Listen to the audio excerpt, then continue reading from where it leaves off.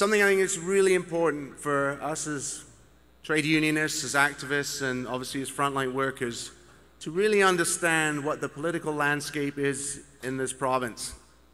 This is a commitment that AUP has made to its membership as we gear up for another election, and actually as we have 4 by-elections happening right now, is to make sure our members do use their democratic ability to vote, that they do make those decisions based on voting or electing the representatives that best meet the needs of themselves as frontline workers, their families and their communities. And quite often I know that in the past there's been this disillusionment about politics. Well, it doesn't matter. Why should I bother go vote? It doesn't matter. It's always the same old people. You know, the politicians are all the same. Well, we hope to change some of those attitudes. We hope to get people inspired about the politics in this land, because probably more than any other union, the politics of the land affect us more than anyone else. We've seen what can happen when governments with huge majorities, instead of sitting down, discussing, debating, talking, negotiating, instead of doing that in a respectful way, they introduce legislation to take away bargaining rights, to take away pensions, because they believe they can. They believe they have the majority, they can do that. Well, in my mind, that's not how a democracy works. That's not how a democratic government works. And I think what we've seen over the past 2 years in particular is a huge disillusionment with the current government, not just from trade unionists or AUPE, but from across the province. So what we're seeing is actually some excitement now in the political landscape, some engagement where your vote will make a difference. And believe me, we have members in every single constituency across this province, and we have them in numbers that they can actually decide, if they all go and vote, who wins and who loses. But we believe our members are smart enough to figure out who to vote for. We're not going to tell them who to vote for. We believe our members, that once they have the knowledge and the issues in front of them, that they will make those decisions for themselves. Our goal in the next election, and certainly during these by-elections, is to make sure they go out and vote. So part of that education for you guys is listening to a debate amongst the 3 leaders of the official opposition leaders from the Wildrose, the New Democrats, and the Liberals. And as I explained yesterday, we made numerous efforts to get a representative from the government here. And as I explained yesterday, they did not take us up on our offer. And actually, there's a fairly good article in the Calgary Sun this morning written by Rick Bell, who is of the same mind as me, that really this was an opportunity for, if it didn't have to be the Premier, somebody else from government to come and let us know what they intend to do with the future of this province, especially as it affects AUP members. I think they have missed an opportunity that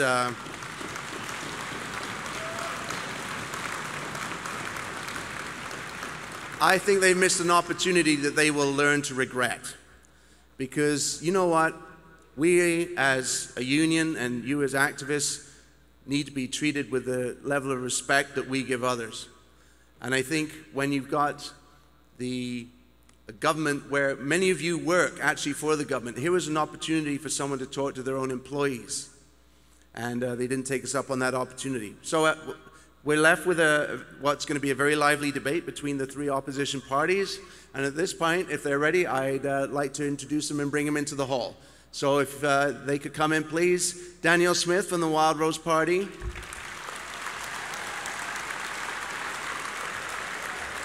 Raj Sherman from the Liberals.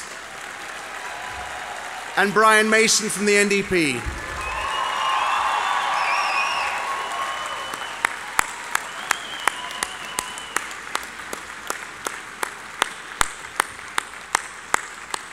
Make sure they come up this way.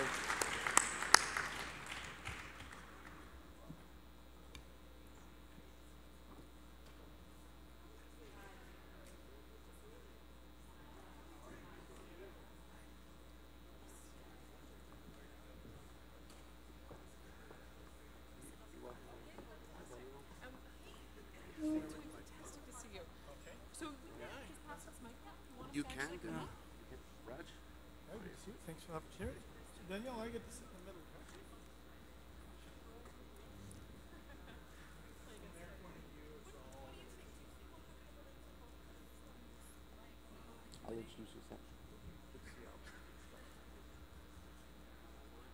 So the next most important person that's going to be involved in this debate is Albert Howell, who's sitting right here, our spokesperson for the Alberta Way. Albert is a born and bred Albertan. After earning his political science degree at the U of C, Albert began his comedy career at Loose Moose Theatre in Calgary. Woo! Looks like someone might have seen you in one of your shows. Yeah. He spent 4 years working with Second City in Toronto and Chicago and has performed at the Just for Laughs Improv Championships and at the Halifax Comedy Festival. Albert was head writer for This Hour's 22 Minutes and wrote for Late Night with Jimmy Fallon and The Tonight Show. His career has taken him to Toronto, New York, and Los Angeles, but Albert always makes time to come back home to his parents' farm near Cochrane, Alberta, right? So,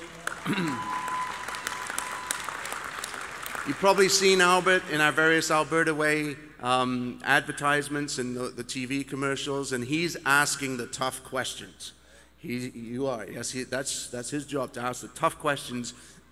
Excuse me. And there's a number of tough questions that he's going to be asking each of our political leaders today. So I'll turn it over to Albert, but before I do, I want to thank all of you on behalf of AUP as opposition party leaders.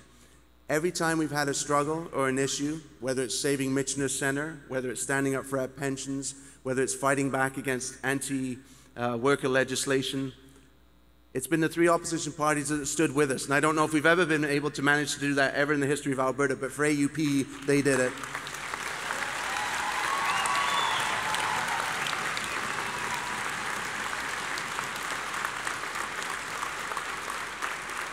And believe me, that made a huge difference because the Conservatives, the government was isolated in the House. They were getting it from all sides.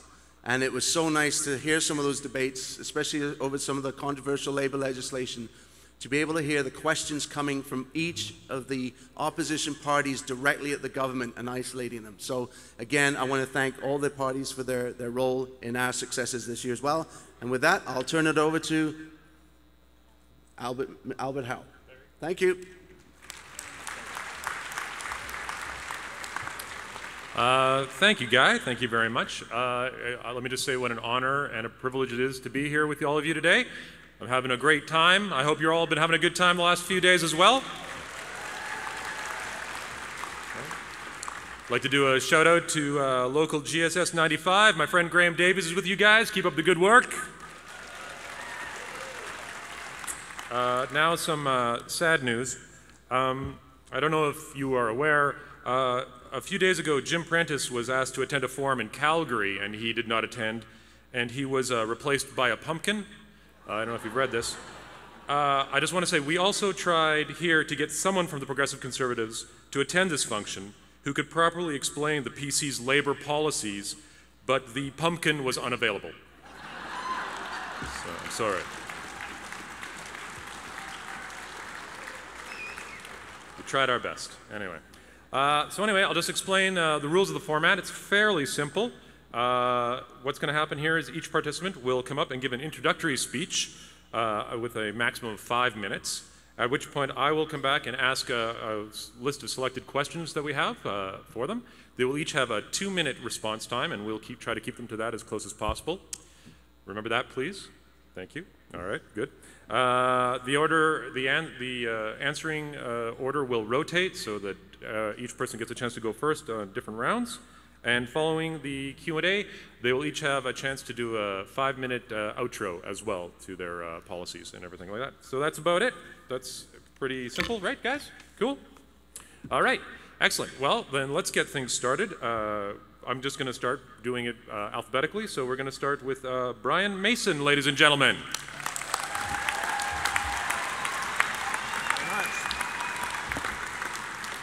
Well, thank you very much, sisters and brothers. I just want to say something on a personal note. This is my last day on the job as NDP leader. Tomorrow we're going to be picking a new leader for our party to take us forward into the next election. And I just want to thank AUPE and indirectly, I guess, all members of unions in this province for your hard work and your commitment to bettering the lives of yourselves and your families, but also your fellow sisters and brothers. And it's been an honor to work alongside you. I will continue as the MLA for Edmonton, Highlands, and Norwood, and you can be assured that I will be there every day on your picket lines and in the legislature supporting you in your struggles.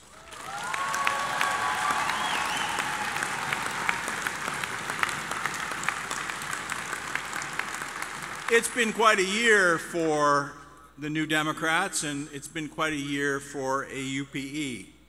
It was about 18 months ago that correctional officers walked off the job because of they were fed up with the government's lack of response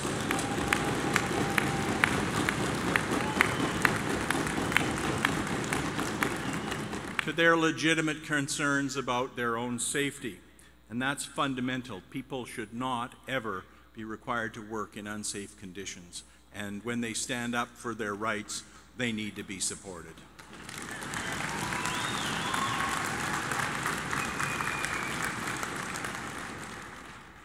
AUPE has been actively organizing in the healthcare sector and nursing homes and seniors facilities, and every struggle that's ended up in some sort of labor action, New Democrat MLAs have been there on the picket line. We'll continue to do that.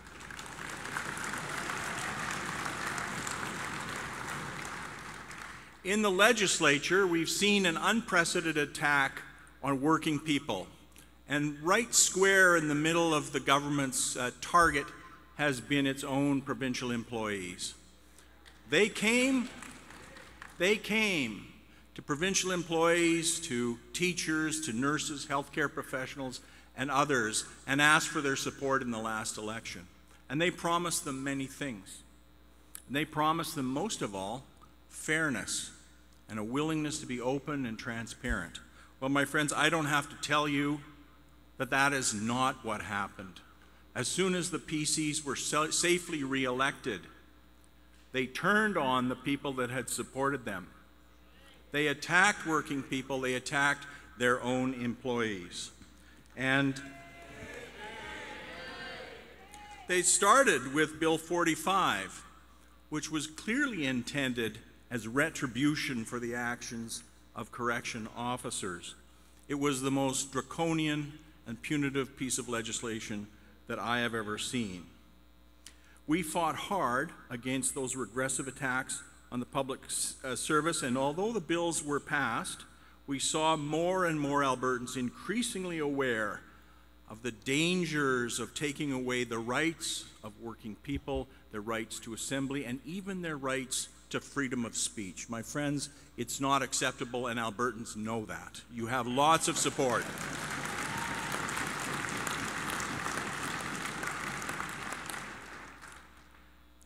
Not content with that, they then introduced Bills 9 and 10, which were a direct attack on your pensions and the pensions of everyone who works in the public sector in this province.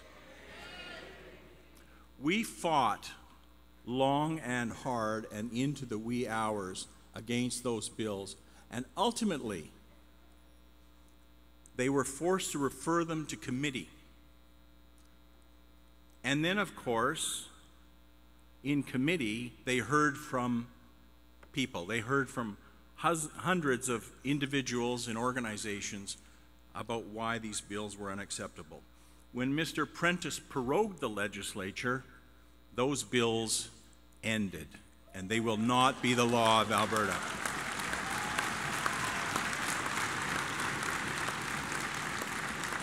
That is a victory, my friends, not just for us in the legislature who fought them, but for you, because you and your union stood up to this government and you won.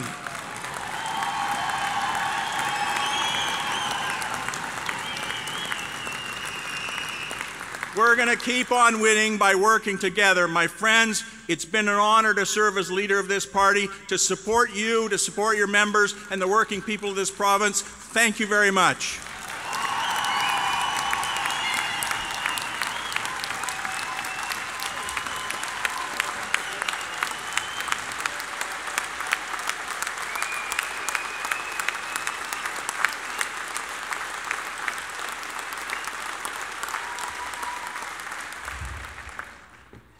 All right, next up, we have of the Wild Rose Party, Danielle Smith. Thank you.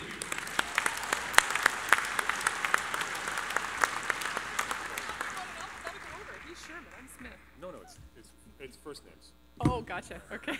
I was expecting Raj to go first, before me.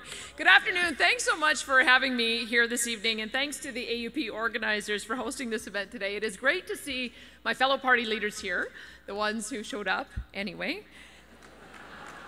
This is bittersweet for me because it is going to be the last time I get to debate my friend Brian Mason. Last year, we did a 9-campus tour at the universities debating each other. And we used to end each debate with an applausometer to determine who won. But I heard the applausometer when we came in, so I know how this is going to go. But I am delighted anyway.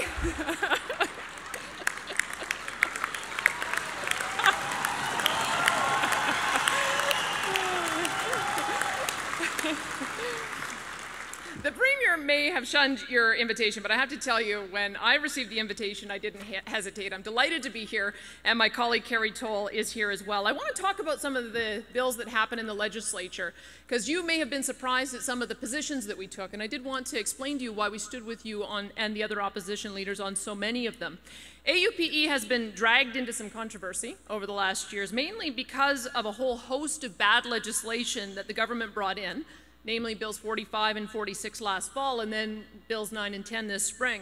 And I've had the opportunity to meet with Guy Smith and others with the AUPE leadership several times to discuss these laws, and I believe we've made progress in establishing a mutual understanding of each other's issues. Guy has been a tireless advocate for you, for his members.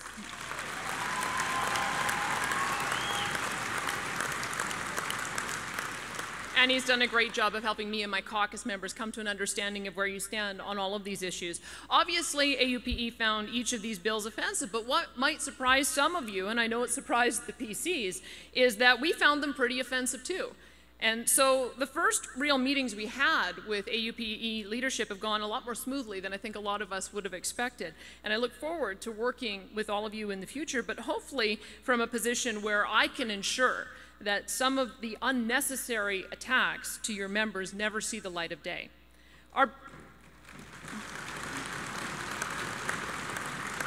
So our biggest objection to last fall's bills 45 and 46 was the process. No consultation, no open dialogue, no open faith negotiations, and this just isn't how Wild Rose believes things should be done.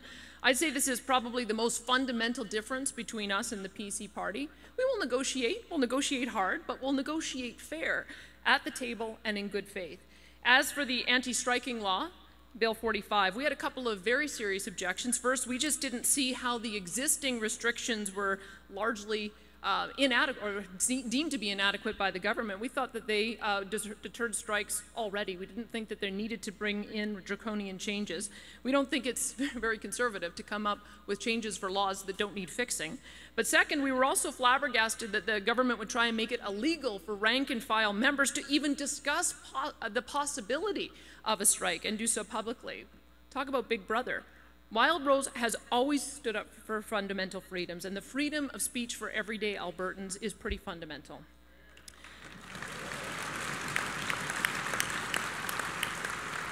And then there was Bill 46, which unilaterally imposed a multi-year wage freeze unless AUPE agreed to something else over the ensuing months. That's like negotiating with a gun to your head. Now, I'm aware that many Albertans, and no doubt some of you, were persuaded to vote PC in the 2012 election out of fear that we would impose a freeze on public sector wages. But here again is the difference between us and the PCs. We would always negotiate. We would never impose. While restraint on public sector salary increases may generally be a conservative value, failing to negotiate in good faith and disrespecting the rule of law by breaking collective agreements is certainly not. And then there is the pension reform bills from the spring. Bill 9 in particular, reforming the public pensions, offended me, and again, for conservative reasons. For one, they again were going against established law. We've noticed that there's this disturbing pattern with the PCs that when a law impedes their objectives, they don't change their objectives, they just go and change the law. Bill 9 stripped pension boards plans of the, or pension plan boards of the power to make changes and instead gave that power to the minister. Another conservative value they undermined is respecting negotiated contracts. Wild Rose has insisted that changes should not affect those who've been paying into the system for years under the expectation that there would be a certain benefit. Reducing that benefit is breaking a contract, period.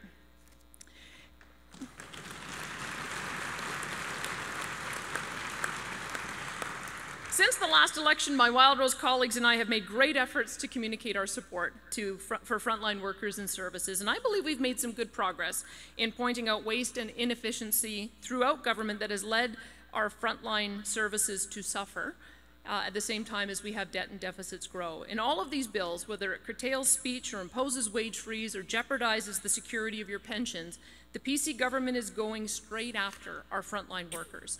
A Wild Rose government will certainly have a fiscal mess to clean up, but I pledge to you right now what we've been saying all along.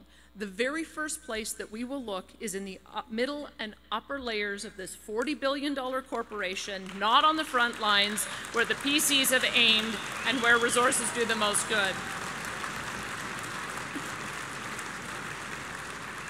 That's why we were there with you shoulder to shoulder at Carmangay and at Michener and on the steps of the legislature protesting those bills. And that's why we'll continue to fight for you who are working so hard for us on the front lines. Thank you.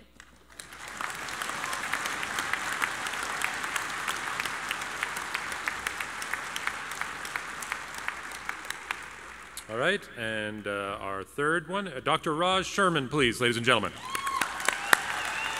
you, Albert. Thank you, Albert. How's everyone doing today? I'd like to thank Guy Smith, the executive of AUP, and each and every one of you for building the best province and the best country in the world. Thank you so much. Thank you.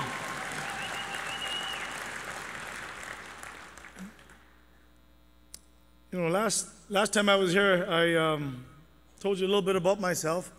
My dad my dad worked in the mill in Squamish. He was a union leader.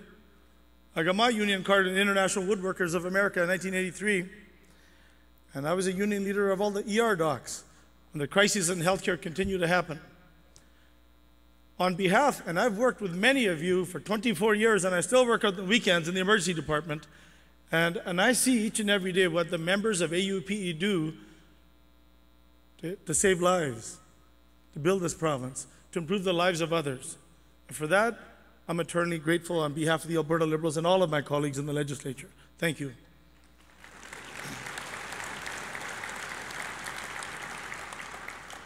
When they had a wildcat strike at the Royal Alec Hospital, the Alberta Liberals issued a back-to-work order to Fred Horn to give you the wage that you deserved. And I was there supporting that strike. When the corrections officers were fighting for safety issues and concerns, I was there on that cold, windy day with Todd Ross and the team, said this facility must be opened properly, and I supported that wildcat strike.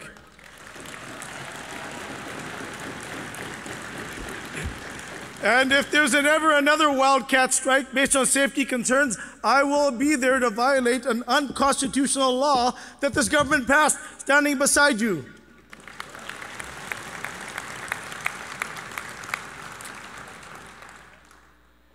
You know, we asked the question, this is such a wealthy place. The economy is great. Where did money go? Why are roads broken? Why are the classrooms bursting at the seams? Why are the schools and hospitals run down? Because you're not getting the services you need. Our kids aren't getting the education and the teachers they need. They're doing great if they can get it. And why are we going into debt? Where did all our money go? This is as good as it gets. Well, we all know where it went. Waste and mismanagement. They've been giving it to their private buddies through sole-sourced, untendered contracts.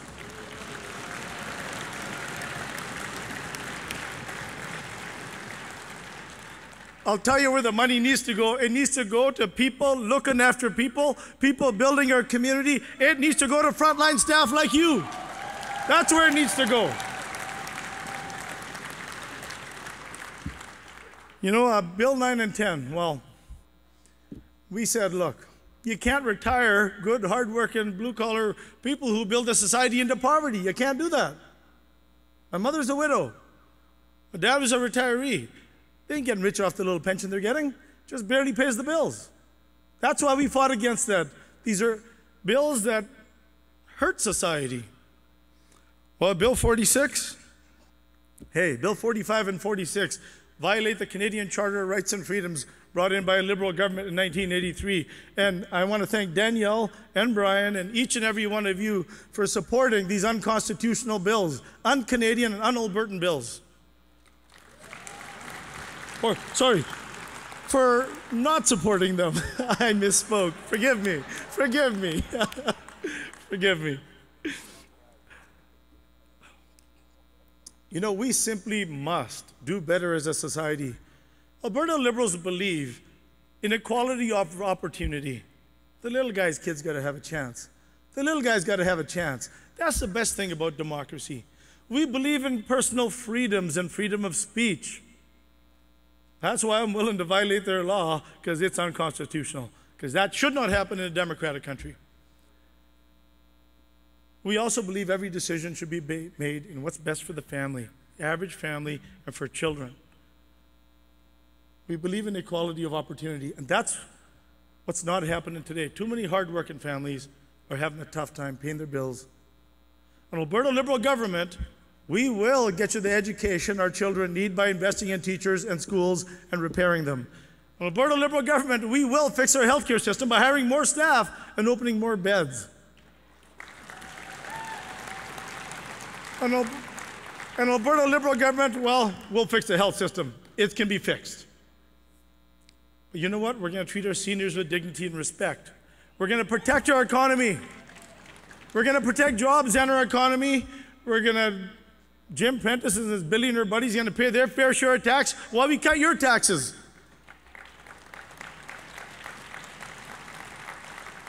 And we're going to balance the books.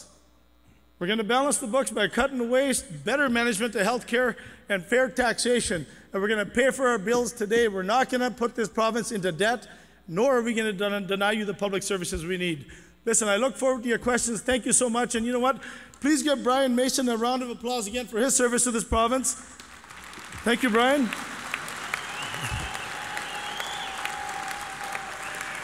And you know, Danielle, I want to thank you. It requires a lot of courage as a Conservative leader to join us. And you know what? And Chicken needs to get here pretty darn quick. He's got to listen to good working folks like you. Thank you. God bless you all.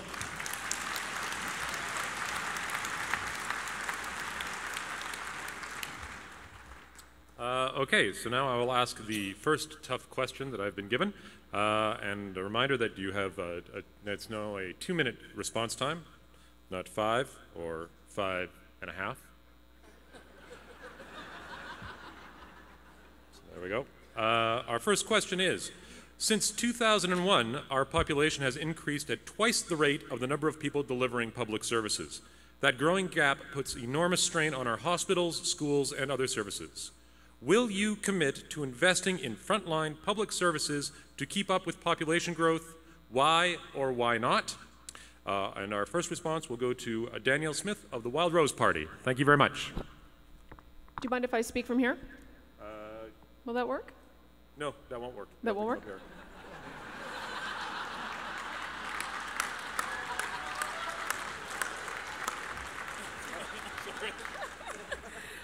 Hope you give me an extra 15 seconds for the time it took to get me up here. Okay, great.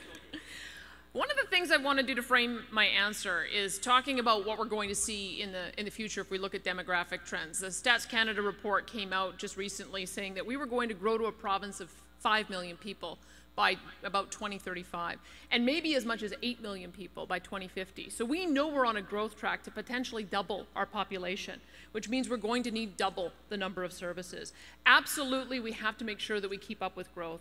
And when we've put forward our alternative budget scenarios, every single year we put forward a budget scenario that includes increasing our frontline services at a minimum to inflation plus population growth. We know that there will be some areas where we have to invest more dollars and some areas where we can move from low priority spending to high priority spending to make sure that we're meeting the needs.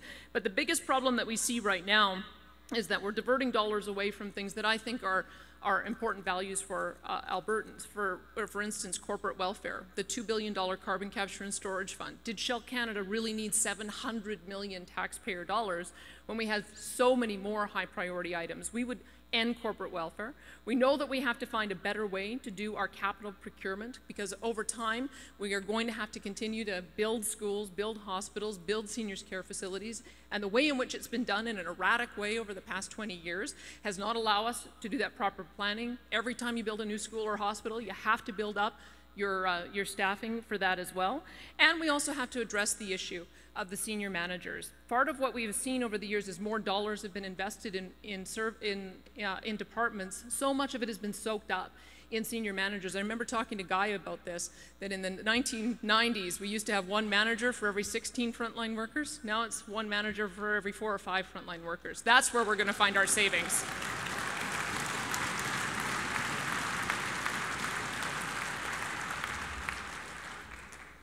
Next up is Roz Sherman of the Liberal Party. Thank you.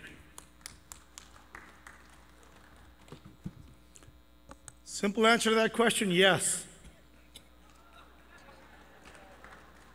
Yes. We got a lot of catching up to do. The province has grown, it's going to grow even more. We need more frontline staff in every aspect of society, from social work to the prison system, to healthcare, to education, all government organizations, you name it. We need more teachers, and they need more support. We need more nurses, and they need more support. Right now, frontline staff are redlining. When you're working at 100, 102% capacity, your mistakes go up, your injury rates go up, your burnout goes up, and it actually becomes less sufficient. You have to operate at 85% capacity, which is enough flex capacity in the system in all areas, and that requires an investment in frontline staff to pay you right and have more of you and to get you the support you need, and to have you get you the right buildings you need, and those buildings need to be repaired as well. What we don't need is, Lawrence DeCour said we got too many managers managing managers. We got too many managers managing managers, managing managers, managing managers, and too much spin machinery. That's what we're gonna cut. That's what we're gonna cut. Really, I'll tell you, this is a conservative government. Tell me what the heck they've conserved lately. Not much. They haven't conserved much. That's what a Liberal government's gonna do. They're giving too much of your money away to their private buddies, and that's gotta end. And you gotta put that to an end. It will only happen when there's a change in government. A change in the leader, the PCs won't do it.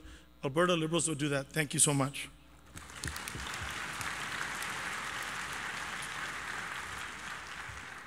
And finally, Brian Mason of the New Democrats. Thank you. Thanks very much. And of course, we've been advocating and fighting, in fact, for years to increase the number of frontline public service staff to deliver the services we need. Now, the Conservatives are very good at making promises at election time. They promised 140 new family care clinics in the last election. They promised a whole bunch of new schools. They promised to end child poverty within 5 years. They promised all kinds of things. But when the first budget came down after that election, we saw very, very significant cuts. In 2013 budget, they cut nearly $39 million, or 45%, for funding for community access for persons with developmental disabilities. There was a $147 million cut to post-secondary education, partially restored, but only after everybody that was laid off was already gone. So we need to talk about how we're going to pay for this, because I think that's the bottom line. I do not accept the argument made by the 2 previous speakers that we can find the money for the growth of this province from eliminating waste. That doesn't mean that there's not too many managers, and it doesn't mean that there's not a lot of waste. But we need to get back to what really happened, and that is that Ralph Klein cut corporate taxes by 1/3, imposed a flat tax that was a huge tax break for millionaires, but increased taxes on the middle class and cost the Treasury billions of dollars a year. That's why when the price of oil goes down, we're laying off teachers and nurses. It's not good enough. We can do better, but we need to look at the revenue side, and we need to get rid of the tax cuts for the rich in this province so that we can afford the social programs we all need.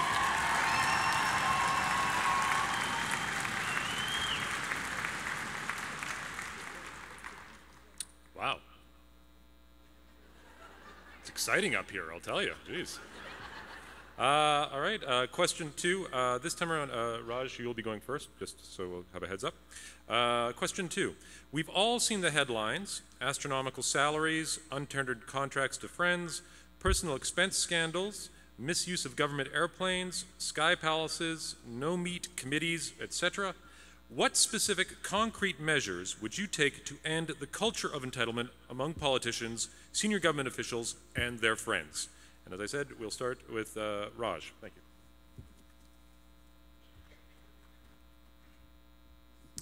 you. This is called public service. We're here to serve the public, not to get rich off the public.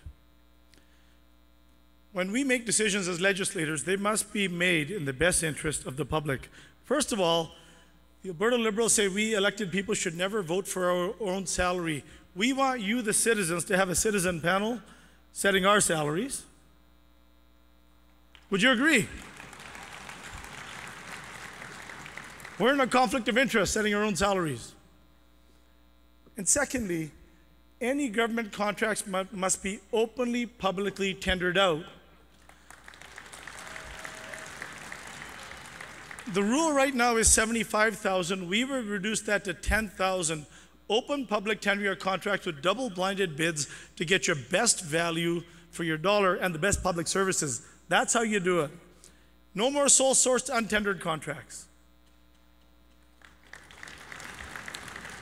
And I do have to rebut Mr. Mason. The Alberta Liberals did talk the T word last election. We're talking next election.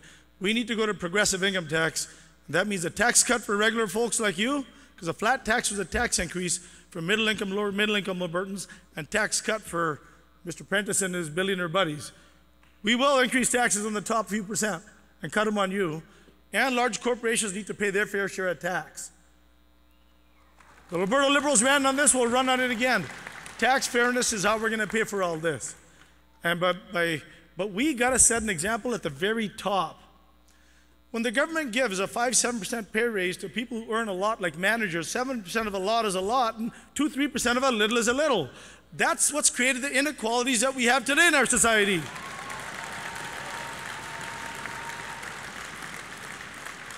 Our policies are all geared at one simple premise. If more of us do better, more of us do better. It's a better society and a better world. And that's why we want to make sure middle income, low income folks get the right wages and the right working conditions. Thank you.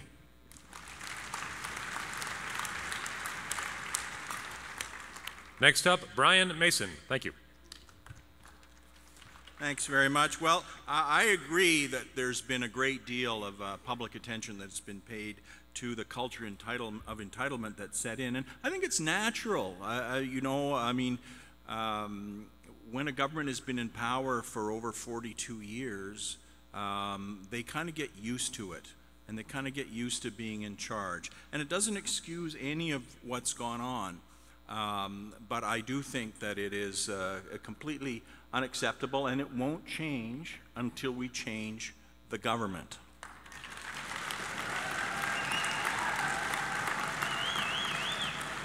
I think we need to strengthen the Conflicts of Interest Act and impose much stricter penalties on government officials or MLAs or cabinet ministers that abuse their position to further their private interests. And I think that that's something that's very important. One of the reasons why we know so much about what's going on now is because of the Freedom of Information and Protection Act. And it's got loopholes that you could drive a Mack truck through. And what I think the fundamental thing we need to do is improve access to information, close the loopholes that the Tories have written for themselves so they don't have to report on things, and make it cheaper for people to access the information. The information collected by government belongs to the people of Alberta, not to the government.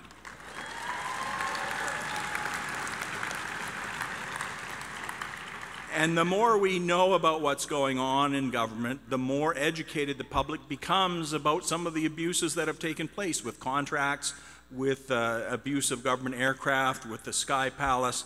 By the way, I went to the tour our new offices in that building that's under construction, and I wanted to go up to see the Sky Palace, and they wouldn't say no, but I took a picture. That they have a little red tape over the button in the elevator for that floor, and it just says no.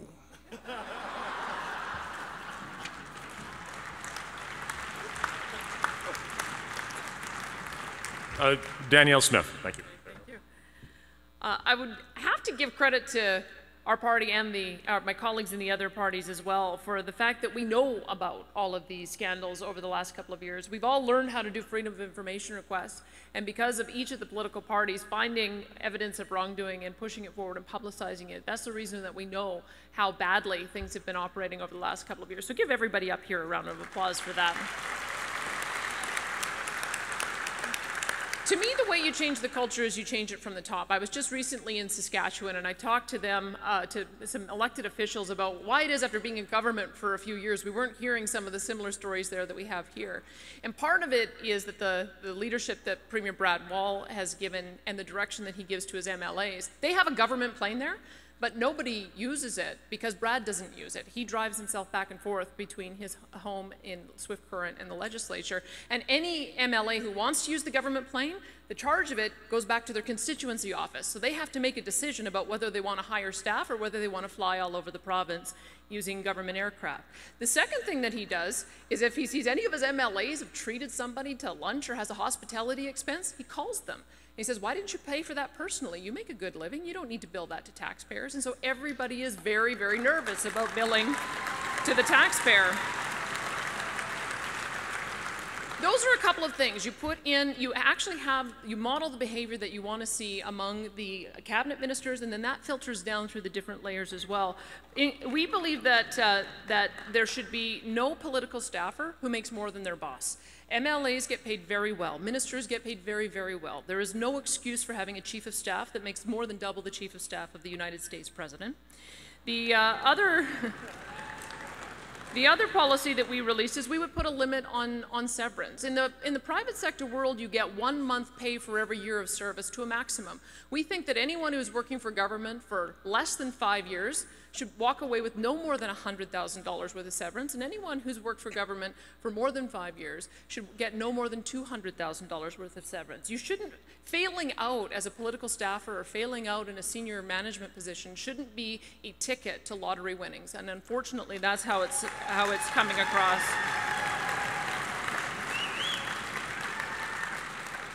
The other practice that we have to end is the idea that people can get double severance. We've seen this instance, especially in Alberta Health Services. Somebody gets fired, they get a severance, they come back, they get severed out yet again. That has to end. In addition, we have to end the practice of having people end their job as a manager and then turn around and get a sole source contract the very next day, which has occurred in certain cases. And we really do have to address these management layers. Let me give you an idea of just one department and what we're looking at as where we want to start targeting our effort. In the energy department, we looked at this a few months ago. Obviously, things are changing because we've got a new premier. But there was a deputy minister, 9 assistant deputy ministers, including a chief assistant deputy minister who had a chief of staff, and that chief of staff had an executive advisor, but even if he fired that executive advisor, it didn't matter because there was a backup to the executive advisor. And that is fundamentally the problem with the structure. If we can change this structure, not only will we get better decision making, but we'll also free up more dollars to be able to flow through to hire more frontline workers, and that's got to be the goal.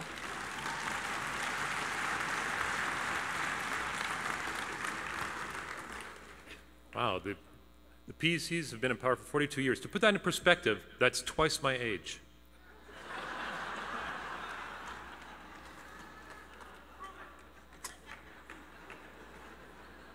All right.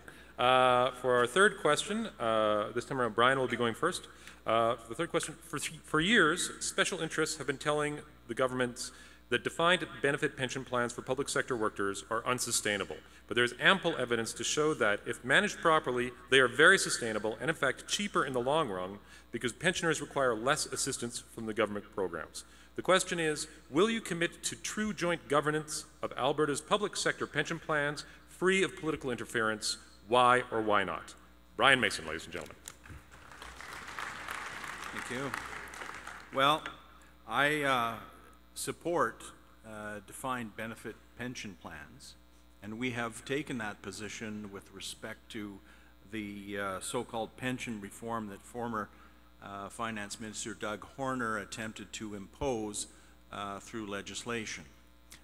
And I think it's probably a good idea if you look up the other parties' statements with respect to defined pensions plans, because not all of us up here have always supported them. And I think it's important because they are sustainable, and particularly in the case of the provincial pension plans, there was no question that according to the reports that the boards had done themselves on the plans, that they were in fact sustainable and well on the way to be fully funded.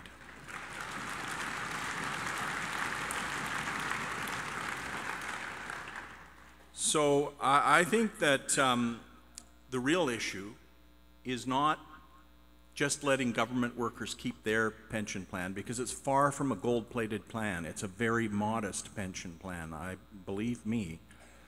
But what can we do in this country and in this province to extend pension benefits to all Canadians? That's the question that we need to answer. And it was the Alberta government that initially blocked attempts across Canada to reform the Canada Pension Plan to improve the benefits for all Canadians.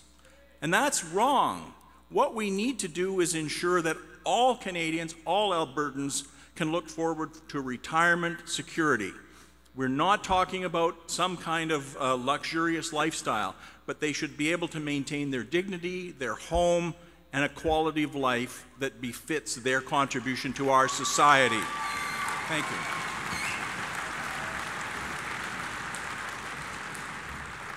Next up, Danielle Smith. I think Brian was referring to me. And it's true, I have in the past, when I've been writing columns in different capacities that I've held, suggested that a defined contribution plan and moving to it has been the solution in the private sector for unfunded pension liabilities. That being said, our members did debate a motion to support defined contribution plans, and it was voted down by our membership in the Wild Rose.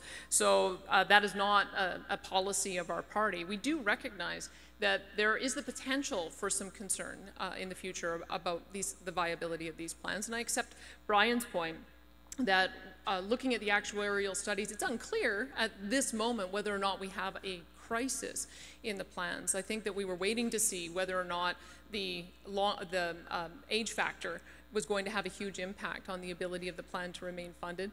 I think everybody's feeling a little bit of motion sickness over the last couple of weeks, watching how the markets have performed, and that's always the danger, is when you have these unusual circumstances of the markets performing particularly badly. You're always worried that if you're going to be able to make up the losses in those given years. But this is why joint governance is so important. It seems to me that a lot of our government pension plans are at risk because, quite frankly, governments have done a bad job of managing their end of the bargain on the employer side, that they have not, in all cases, put their amount into a separate fund to be able to be managed appropriately.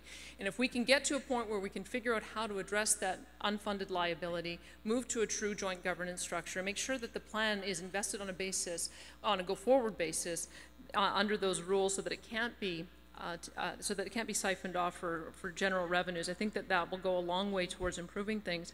I met with the Special Forces group that managed their pension plan, and they had already a few years ago made some of the changes to make their plan viable. They were able to do that through negotiation. They were able to do it at the table.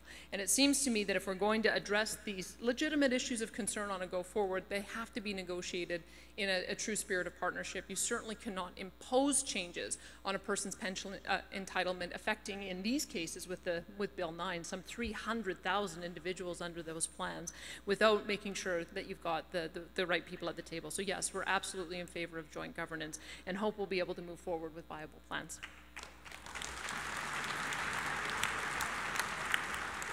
Finally, Raj Sherman, ladies and gentlemen.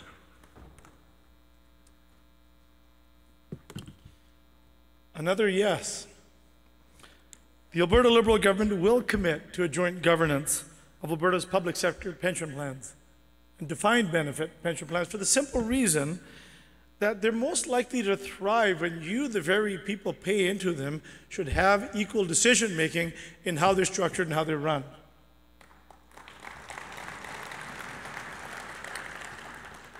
It's your plan. Now, the pensions are sustainable.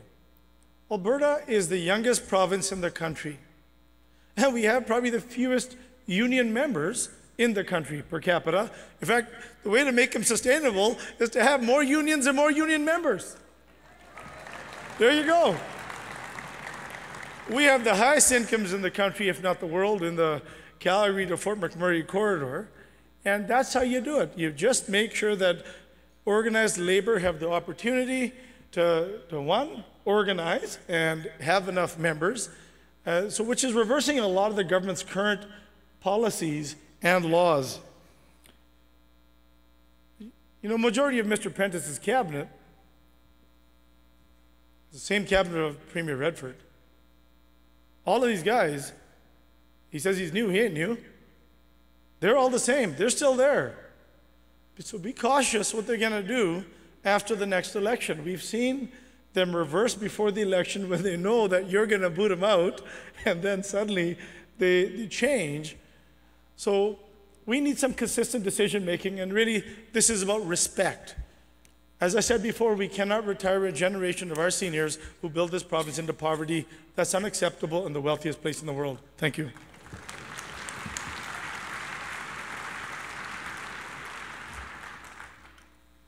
Okay, moving along. All right, good work. Number 4. In recent years, the Alberta government has tried several measures to strip labor unions of their ability to protect their members' interests. To protect their members' interests. In more recent times, the government has backed away from some of these measures, but others, notably the Public Sector Services Continuation Act, or Bill 45, is still on the books. What will you do to protect workers' rights to join a union and to collective bargaining? And we will start again with Danielle Smith. Thank you. Thanks. I think there's only one bill that's left standing of the 4 that were so controversial over the last year. 9 and 10 are off the table. However, I don't know that we can be guaranteed that they aren't going to come back. If you look at the mandate letter to the finance minister, he has been asked to continue to look at the issue of pension viability. So this is going to be one area that we have to continue to monitor and watch and make sure that they don't come through with a version 2 of Bill 9. We have also pledged that we would repeal Bill 45. I have to tell you that the day, will I get applause for that? Oh, nice. I heard one clap. When the day that we heard the provisions of this act coming through, we were actually in a caucus meeting, and one of my colleagues, whose mother works or is an AUPE member, had sent a note saying, "Oh my goodness, with this bill coming forward, I bet that there will be wildcat strikes this weekend." And we got to thinking that kind of email would qualify for a $500 fine just from a mom sending an email to her daughter. And to me, that was encapsulated why it is that the bill was written in such a way that was so draconian. You certainly cannot prevent individual workers from expressing frustration at the circumstances that they're in and talking about strikes. You punish actions, you don't punish thought crimes. And in the case of our legislation,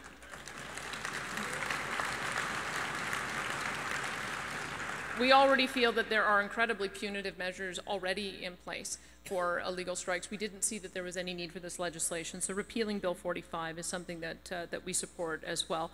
I have to tell you, our members have not passed a whole lot of labor policy one way or the other.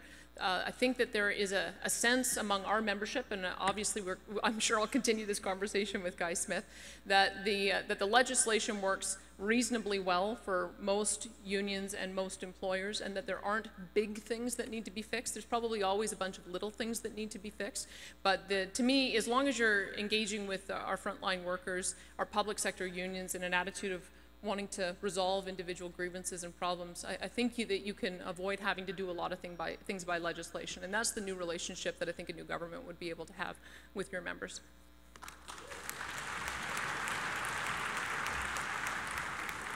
Up next, Raj Sherman.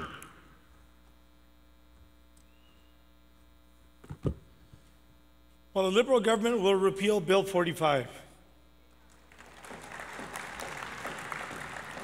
Guy, I want to thank you and your executive. You know, and I want to thank Danielle Smith as well. You know, where Brian and I already were against these, but as a conservative leader, when Danielle Smith opposed these in the Wild Rose, you know that conservatives were doing something real wrong. Even the hardened conservatives were against this. But really, it's the work and research done by your president, your executive, and your team here. You gave us facts and evidence, and frankly, Bill 45 and 46 violated the Canadian Charter of Rights and Freedoms. The Alberta Liberals will modernize existing labor legislation and make it easier for you to join a union. Unions are good because, one, you protect, they're great. In fact, they're great. I know, when I worked in the mill as a kid, the guy went through the chipper. Guess who was up next to work on the chipper? I was. My dad lost a couple of fingers. Number one issue is about occupational health and safety, to have world best standards. Number two, you also fight for and invest in professional development, that you should always better yourself, and the resources need to be there so you can be the best that you can be, so we can get the best services that we can. And then, you know, in the wealthiest place in the world, the median income in Alberta is only $42,000, means 50% above, 50% below. Average is 56. We got a lot of working poor right now. You got 90,000 kids that are living in poverty. Poor kids come from poor families. And many of your members are actually women and moms and single moms and hardworking parents. You got to be able to pay the bills and, hey, enjoy a movie once in a while. And then there's the issue of pension. When you retire, a union member, you forego the chance to make millions of dollars as a business individual by saying, you know what, I'll take less wage, I'll work hard with the realization that I'll get a pension.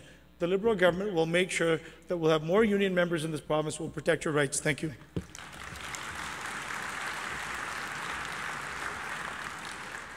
Brian Mason, ladies and gentlemen.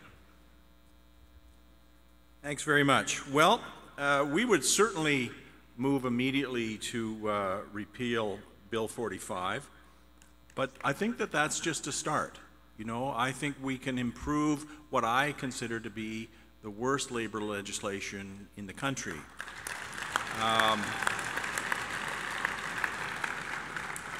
And I agree with Raj. Unions are good. But what can we do specifically to help them? These are things that were included in our platform, a public document in the last election. First of all, provide first contract arbitration to prevent labor disruptions. When you organize, you can get a contract. Prohibit the use of strike breakers. Now,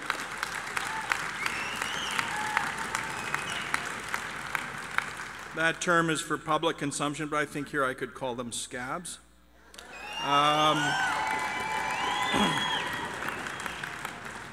Restore full bargaining rights and the right to strike to public sector employees.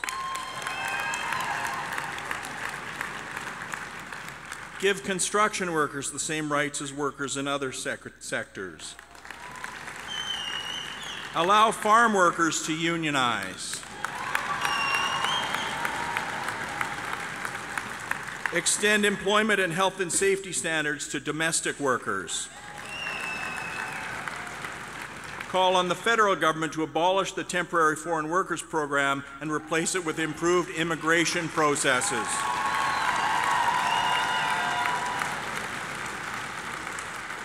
Increase the minimum wage immediately with annual increases tied to average weekly earnings. And make joint workplace health and safety committees mandatory. That's what the NDP will do.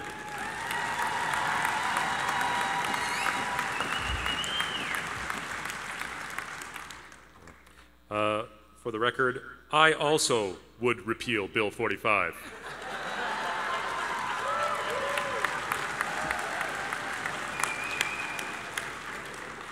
I can't, I just wanted some applause. Our fifth question is, 1 year after entire communities in southern Alberta were devastated by massive flooding, thousands are still waiting for relief claims to be processed. Meanwhile, the government's future flood mitigation plans have been criticized as arbitrary and poorly thought out.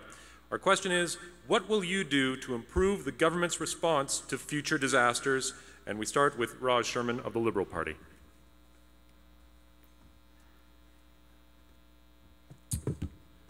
Thank you. The government said they didn't see the flood coming. Everybody else sees the flood coming. You know, we took the liberty of looking at the government's budgets. Did you know they only budget $50 million a year for the disasters, when on the average we actually have $500 million a year in disasters? That's what they do, and then they come in for the supplementary supply bill saying, hey, we didn't see it coming, we need another extra $500 million. So the Alberta Liberal government will, number one, budget appropriately for disasters.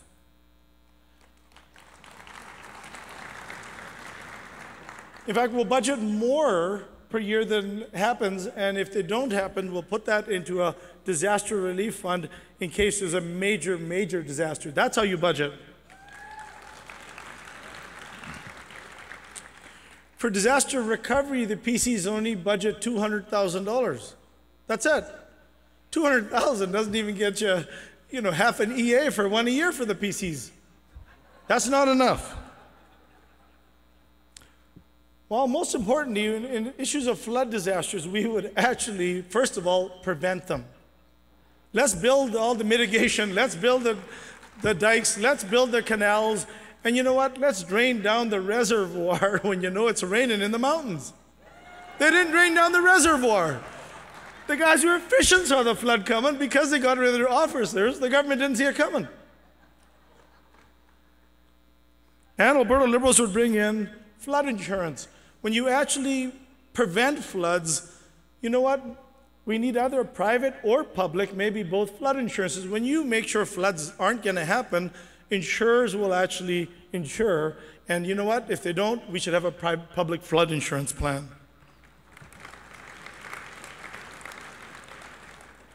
And that's why you need to remove your government. These guys have no plan to protect this province from physical disasters, safety disasters, and financial disasters.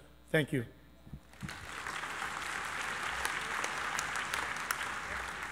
Up next is Brian Mason. Well, I think that we need to be very serious about disasters. I know that the flood is the most recent disaster, but we've also seen some terrible forest fires in the north as well. And I certainly agree that we need to be better prepared. I was up in Slave Lake and other communities, forest communities, and I think there's a lot that could be done to protect them from fires, and I agree that we need to do flood mitigation and preparation in southern Alberta. As the climate becomes more unstable, this becomes necessary. It's interesting to know that we exposed the fact that the government had turned down money from the federal government to do flood mitigation in advance of the flood. They were actually, there's a federal program that offered the province money to prepare for floods in terms of doing the mapping and the other preventive measures, and they didn't take the money, they just left it on the table. So it's clear that this government has not taken this as a serious responsibility. I give credit to Raj. They were able to show that one of the things that they did in the wake of the flood was to give a very lucrative contract without a competition to the Tory firm Navigator. And that was some good work that they did, bringing that to light. So they turned it into a patronage opportunity for their rich friends. I think that we need to ensure that the plans and the staff and the resources are in place to properly coordinate. I was pleased actually with how, for example, the City of Calgary responded. And I think finally we need to ensure that there is flood insurance that is in place. And I agree with the position that if the private sector will not provide flood insurance, we need to set up a public program to do so. But it's got to be based on equity, and we can't just be giving millions of dollars to a few rich homeowners and leaving other people waiting a year and a half later for their money.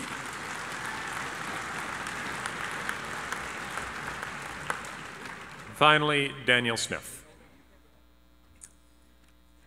Well, some of you may know that I make my home in High River, so I unfortunately got to see firsthand the devastation that happened in the community, and I'm grateful to Raj for coming down, and Darren Billis also came down from the NDP to look at things while we were right in the heat of, or right in the middle of recovery. There's a number of things that I would say that I believe needs to be changed in the wake of what I witnessed in High River. I think that I agree with Brian, the Calgary response was phenomenal, but I would have to say that the response that was overseen by the provincial government in my hometown was lacking in a number of ways. One of the things that I observed is that the Human Services Department did an absolutely spectacular job of getting $70 million worth of debit cards out to the residents of my community and Calgarians with relatively little hiccups. These departments are good at these things, assessing need, identifying those who need to have a check written, and cutting checks. This is a core business and a core function of government.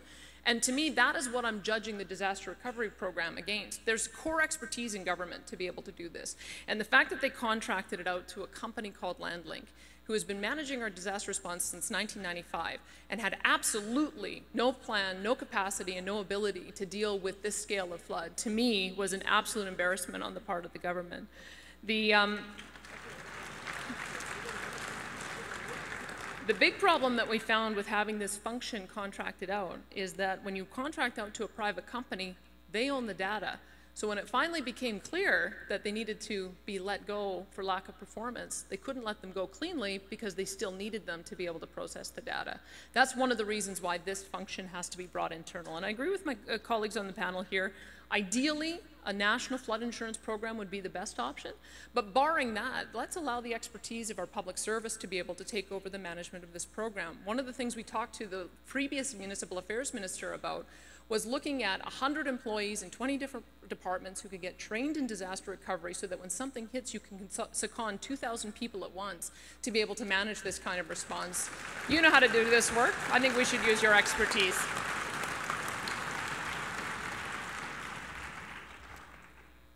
As I was listening to the problem with the PCs, I realized there's a simple way to get the Progressive Conservatives to increase the disaster funding would be to let them know how many golf courses they would save.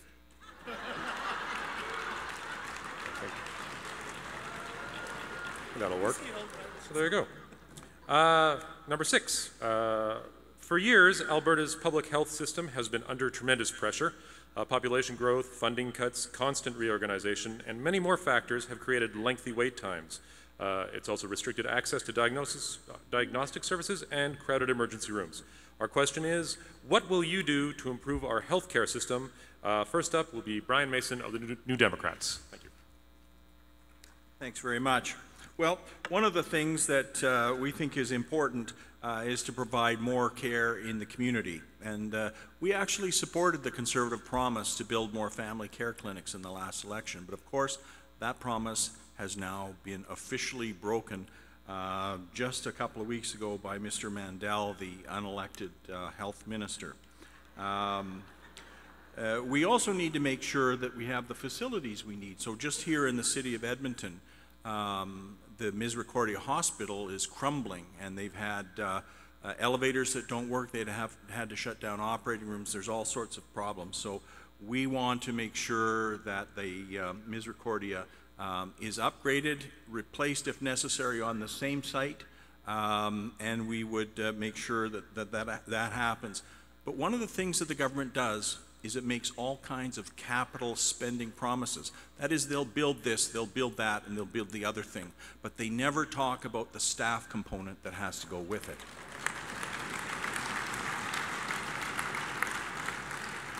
My wife teaches nursing at the University of Alberta, and she's lost entire classes of students to other provinces and to the United States because what the government decided was a nursing shortage one year suddenly became a surplus the next year, and then all of a sudden they're not hiring. It is not rocket science to figure out how many healthcare professionals or how many other employees you're going to need in the public sector, in our healthcare system or in the education system or anything else. But you have to make sure that if you build a hospital, it doesn't sit empty for 5 years because you forgot to hire the nurses.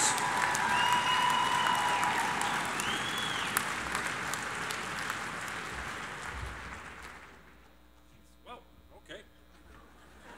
You still had time. I don't know what the... All right, Daniel, next up is Danielle Smith of the Wild Rose Party. I think that we got sold a bill of goods over the past 20 years about how many efficiencies we would gain by centralizing administration. It started off in the 1990s. There were individual hospital boards, and then we went to 17 regions. And of course, when waiting lists continued to grow and administrative layers kept on growing as well, then we went to 9 regions. Then we went to 1 region with 5 zones. Now I think we have one region with a single zone, and everything seems to be managed out of the health minister's office. And things have never been worse when it comes to the dollars going up as opposed to coming down. We think we need a mix. We probably do need to have some central functions to be able to gain efficiencies from doing common payroll, from doing common procurement, maybe having a legal department so that you could have a single department doing contracts. But the vast majority of spending needs to be decentralized back to, we believe, individual hospital boards, and also have those individual hospital boards operate more like we're beginning to see with our regional municipal governance, where individual hospital boards come together in a regional body to be able to work collaboratively. I think this is a system that needs to be built once again from the bottom up rather than trying to make a top-down system work. A couple of the immediate things that we need to do, and I think Dr. Paul Parks has been incredibly courageous in coming forward and talking about the problems that you are facing, those of you who work in hospitals as well. We need to make sure that we are putting those who are waiting for a long-term care in appropriate facilities, because we recognize that when somebody comes into a hospital with an acute condition, once they're stabilized, if there isn't a place for them to go to get 24-hour nursing care, they stay in the hospital. We've got some 700 patients who are waiting for appropriate placement. That's why we came out with a proposal, put $50 million into home care so that those residents who want to be able to age in place in their own homes have the supports to be able to do that. Put an additional $50 million in reopening transition beds so that those long-term care patients have a place to wait in while they're waiting placement, and start reopening those long-term care beds. This is a program that pays for itself. As Dr. Paul Parks noted, by having patients in an inappropriate care bed costing $650 a day, they're not getting the appropriate care for them, but it's also costing the system an additional $400 million a year, which would be able to be redeployed to ensure that we're able to reduce waiting lists and give the proper emergency care that we need. That's the main part of our plan.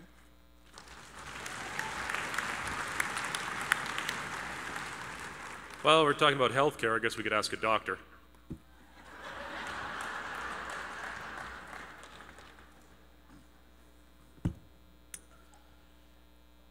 Number one thing, I do admit we have a broken system.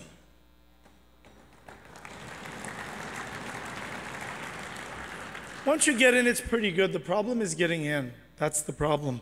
And it's actually really good once you get in because of the frontline staff. It's because of the staff. Number two, I'd stop privatizing.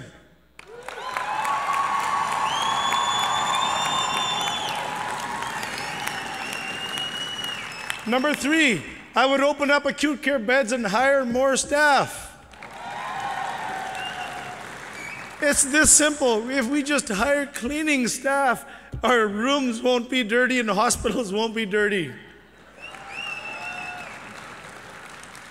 For a hospital to function, there are people who don't need to be there. Let's get them out. By investing in nonprofit home care, seniors' day choice programs and DATs, subacute care, rehab care, community-based hospice care, and publicly funded and publicly delivered long-term care. Now our hospitals can actually function as hospitals. And then we got to work on the medium-term solution. All of you need a family doctor.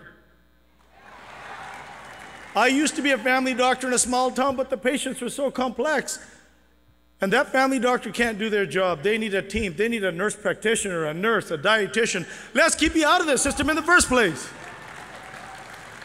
And let's connect these family primary care networks, FCCs, I don't care what the heck you call them. Connect them to the hospitals. When you leave the hospital, you got a medical home that you can connect with 24 hours a day. And you should see the same healthcare team and the same doctor, not a different team every second day. You take your car to the same mechanic and same shop, why don't you take your body and your family? And thirdly, the real solution lies in school health. Let's embed the prevention side of the health system, the school nurse, the mental health counselor, social worker, into the school system.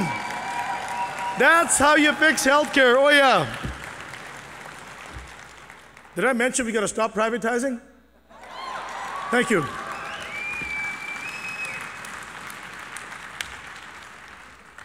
Very smart. Close with your big one. Okay, good.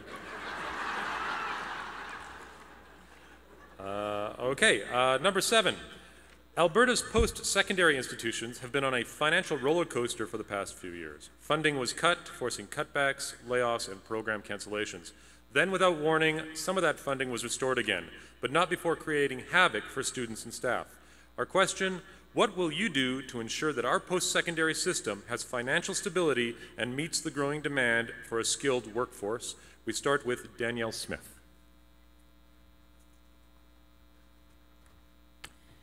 So as I mentioned, if we're on our way to growing to 8 million people, we're going to have to be in a fierce global competition for talent. And one of the ways in which we can ensure that we continue to attract the best talent is to be ensuring that our key flagship institutions, namely University of Alberta, but also University of Calgary and our other research institute in southern Alberta, University of Lethbridge, are able to continue to attract top talent and are able to have the autonomy to determine what programs they're going to be offering in those schools. I think it was offensive to most of those who were involved in the university sector when the then Advanced Education Minister Thomas Lukaszuk figured he could hire a board to come in and tell them how to manage their financial affairs and find savings, when of course we have a government that doesn't seem to be able to manage its own finances. But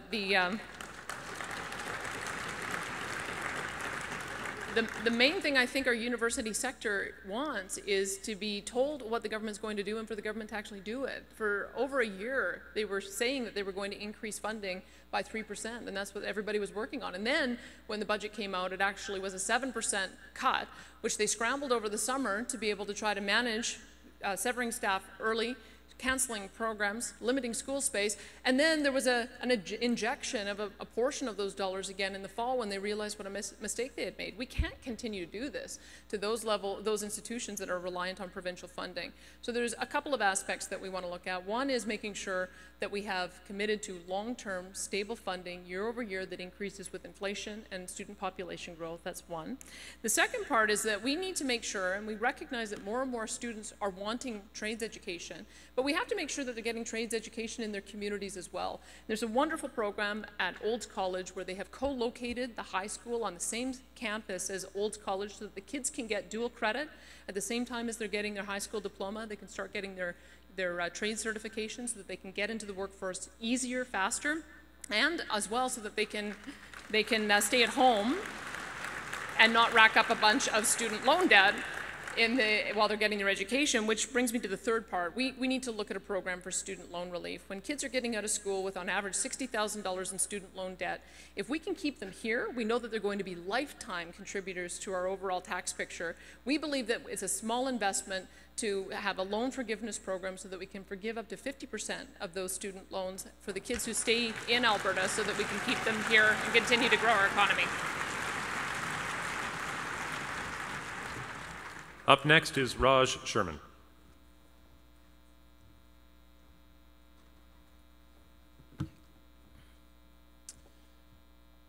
When the government delivered those drastic cuts to the University of Alberta, I got two kids, they're 19 and 22. My son's program got cut, so he just moved out of town to Ontario. And I just got a $15,000 check for him to pay rent to somebody in Ontario. And I lost my son. That's wrong to be making that kind of cut in the wealthiest place in the world. That's the impact on families. We need to invest in our education. It is not a cost to be cut to balance the budget today. The future of our society and our economy depends on educating our children and educating any Albertans who want to skill or trade.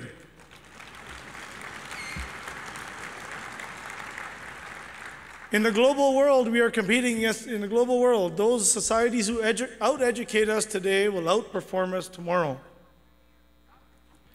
The University of Alberta contributes 5% of the GDP to this province. It's about $15 billion a year. The Alberta Liberals will give, first of all, remember I said we got to do some catch-up? Population growth and inflation is not enough. Because we've grown as a province, we got a lot of catch-up to do, which is a major investment in education from early childhood to post-secondary.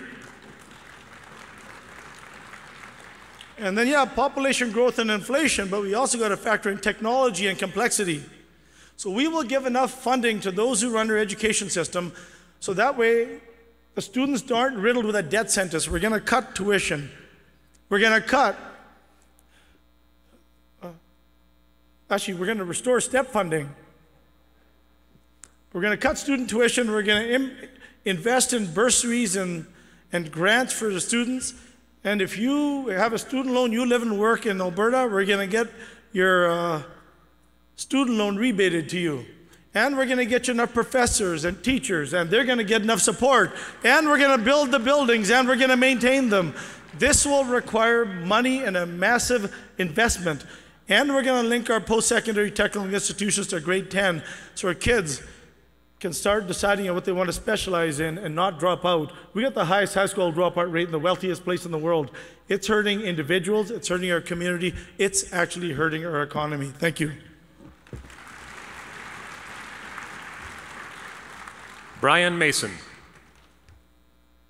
Thanks very much. Well, there's a number of issues, and I think the first and foremost is accessibility. We all pay taxes to support our post-secondary institutions, but not all of our children can afford to go there. And that's one thing we need to fix. So Alberta has amongst the highest tuition in the country, and if you're in one of the professional faculties, it's sky high. Student debt is a huge problem, and many students are graduating with debt that is approaching $100,000 a year at the end of their school. That is just not sustainable for working families, I'm sorry, and we have to reduce the tuition levels. We'd start with a 10% cut across the board. We'd get rid of the loophole that they've left for institutions to charge more, called non-instructional fees that aren't covered by the cap on tuition, and students are getting hosed that way. I think one of the other things that I wanted to mention is that the building trades have been pushing for a long time to be able to indenture apprentices. Many building trades unions have invested millions of dollars in safety and apprentice training facilities, and you can see them around the city. They're actually first class, but they're not allowed to fully participate in the training of apprentices amongst the trades. So that's something that I think should be fixed. I guess the point I want to make is that all parties make lots of promises to pay more for this and to fix that and to add more. But parties that are committed to maintaining the 33% cut in corporate taxes, the flat tax, and the lowest royalties in the world will never be able to pay for their promises. So you need to look really carefully at the policies of the parties, not just what they're promising, but are they committed to a policy that will ensure that there are sufficient funds, that everybody pays their fair share, so that we can all share in the benefits of this province?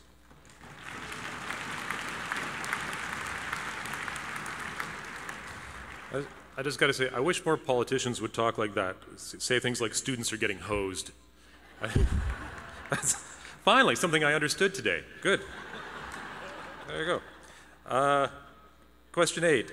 Over the years, the government has privatized many public services without ever doing a cost-benefit analysis to show that these actions actually save taxpayers' money. Worse, the government doesn't even collect the data that would allow us to compare the cost of services before and after privatization. Our question, what will you do to ensure the decisions to privatize services are based on evidence and analysis rather than ideology, and will you make that evidence public? First up would be Raj Sherman of the Liberals.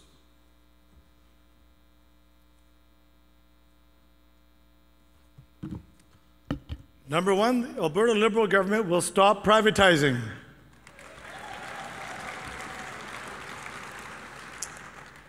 And we need to invest in publicly funded and publicly delivered services, whether it's in healthcare or education or seniors and community supports to build our society. There's the cost of providing services, then there's the profit. Cost plus profit equals price. You, the taxpayer, are paying a higher price for fewer and lower quality services. Even Frederick Hayek, the greatest conservative guru, said healthcare, education, and public utilities are essential public services, and the free market principles don't work. And the current private contracts that are out there, they need to be audited. We need to know if you're getting value for money, and if you're not, we need to stop them.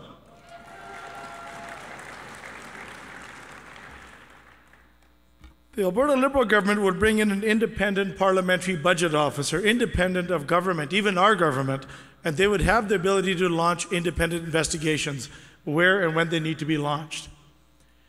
And any contract that's given out needs to be regularly reviewed. We need to find out what's happening in these private facilities. Are people getting the care that they need?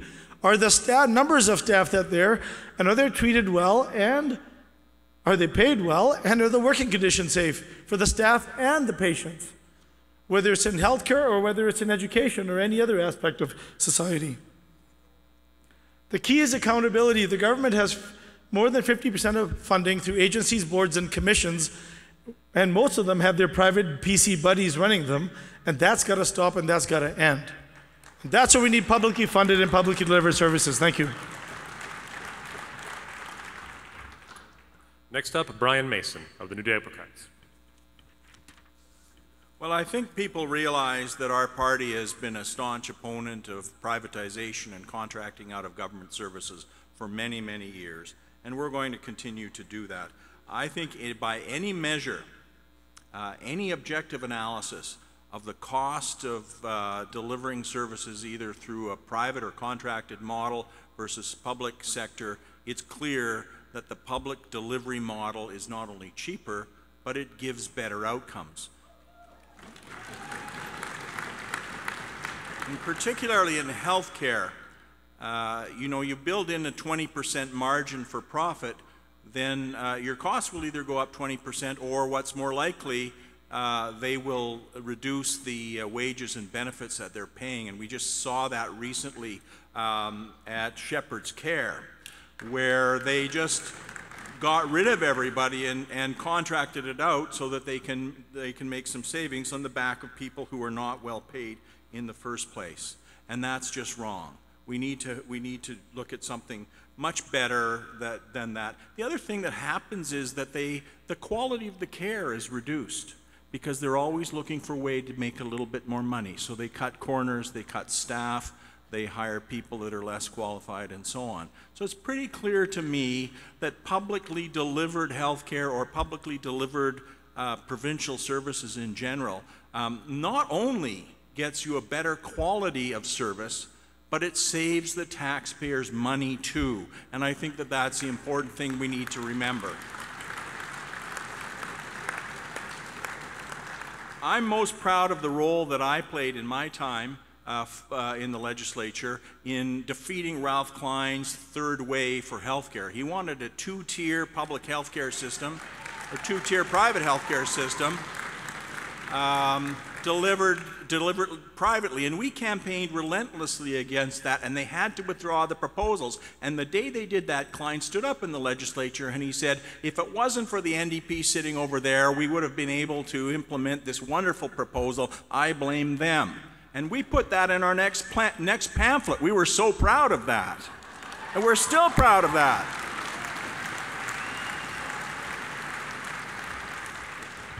Finally, Danielle Smith of the Wild Rose Party. Well, on issues where I know we might have some disagreement, I prefer to talk about the areas where we might agree.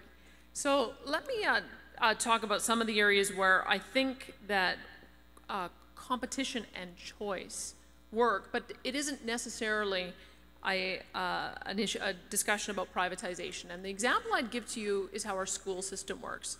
When you give parents choice of being able to go to a public school or a Catholic school or a charter school or homeschool, you, I think, create a system where you have a number of different options for parents, where you create an innovation that happens at each of those different institutions, and you're better able to respond to parent need. We've seen the example of this, the best example of it, in the Edmonton Public School System in Edmonton. They have been one of the most responsive school systems to the needs of parents, creating magnet schools, the needs of students, and as a result, there aren't anywhere near as many private schools in Edmonton as there is in Calgary. I don't even know if there are any charter schools in Edmonton like there are in Calgary. So that is where you can have a model of competition, but it doesn't necessarily need to lead to privatization. And I think that that is the kind of model that we need to have. I think having a system that is 100% operated by a single provider, which is what AHS is becoming, it doesn't give much choice to workers. It doesn't give you the flexibility of working in a different environment. And if you face bullying and intimidation from your boss, and we know that happens in the system, and Raj Sherman has talked a lot about this over the last few years, then it doesn't give you anywhere else to go than another province. So I prefer to have options, not only for patients, but also, or not only for clients, but also for staff. There are areas where I do not think that we should privatize. We were opposed to the discussion about privatizing land titles because we are staunch proponents of property rights. We do not believe that having a single private company managing our important data that keeps track of what we own was a preferable system to what we have right now. We have a system that's not broken in land titles, so why would we privatize it? I've already told you about my problems with LandLink. I don't think that our disaster recovery ever should have been privatized. I think either we have an insurance system with multiple providers to be able to provide that, or we bring it back internal. And you can also see the problem with P3s. They tried to privatize, they tried to build schools through a P3 model. 19 schools they sent out for a single public, or for a public bid, and only one contractor wanted to bid on that. That suggests to me that the procurement process that they're using to be able to select their contractors is broken, and we need to take a closer look at how that actually operates.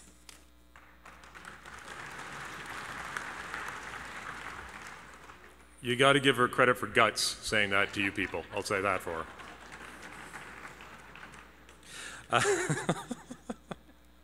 I was looking for an exit. Okay. Number 9. In the past 5 years, the Alberta government has handed out more than $420 million to the private sector to build seniors' homes. Every year it gives those operators hundreds of millions more to pay for nursing staff, yet there's precious little accountability for how the money is spent. The question is, what will you do to hold private seniors care operators accountable to taxpayers? We start with Brian Mason. Well, you know, I think that the care that is provided is better off or operated in the public sector in the first place. And I'm not comfortable with giving public subsidies to institutions that treat their employees poorly, don't bargain with them, or contract them out. Well, I'm more than not comfortable with it. I think it's unacceptable. What does make me uncomfortable, though, is public subsidies for private profit. And that's not what citizens paid their hard-earned tax dollars for. So I'd get a lot tougher with the existing ones, and then I would move to make sure, our party would move to make sure that we build seniors facilities in a continuum of care that are publicly owned and operated, where families have input, where staff have input, and make sure that we are providing the kinds of care that people need. So they're not, as has been said, occupying a very expensive acute care bed when what they really need is a nursing care situation. And as long as the government has been moving to reduce the number of long-term care beds in this province and to add more lower level care beds, assisted living, delivered entirely by the private sector, the more the crisis has increased in our long-term care situation. And the more we get to the situation where Paul Parks is talking about, where we're on the brink of catastrophic failure, the reason is not that emergency rooms can't handle it. It's that once they stabilize a patient, they can't move them out because there's not an acute care bed for them. So it backs up right into the waiting rooms of hospitals in the ER. And if they were just a little bit smarter about how we used our money, and we got rid of this blind conservative ideology about the private sector providing more competition and more choice, I think that we would actually be able to use the existing dollars we have in our healthcare system and get much better results with it.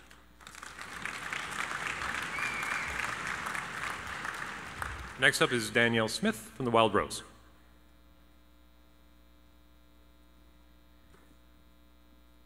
So I wish I could call Carrie Toll up here to talk to this, because she's been our seniors critic for the last couple of years. I hope if I get anything wrong, it's my error, not hers. She knows this area a lot better than I do. But what I've observed has happened over the last number of years, and I think Brian is exactly right, is that the government has been wanting to channel more dollars into building the continuing care beds, is what they call them. And as a result, they've been closing transition beds and long-term care beds. I think we have to recognize that transition beds and long-term care are an integral part of the healthcare system.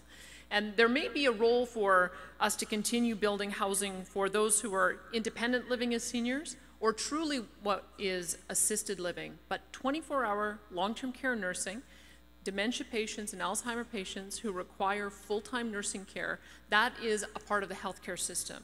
And if we don't start building an appropriate number of transition beds and long-term care beds, we're going to see what is exactly the problem today.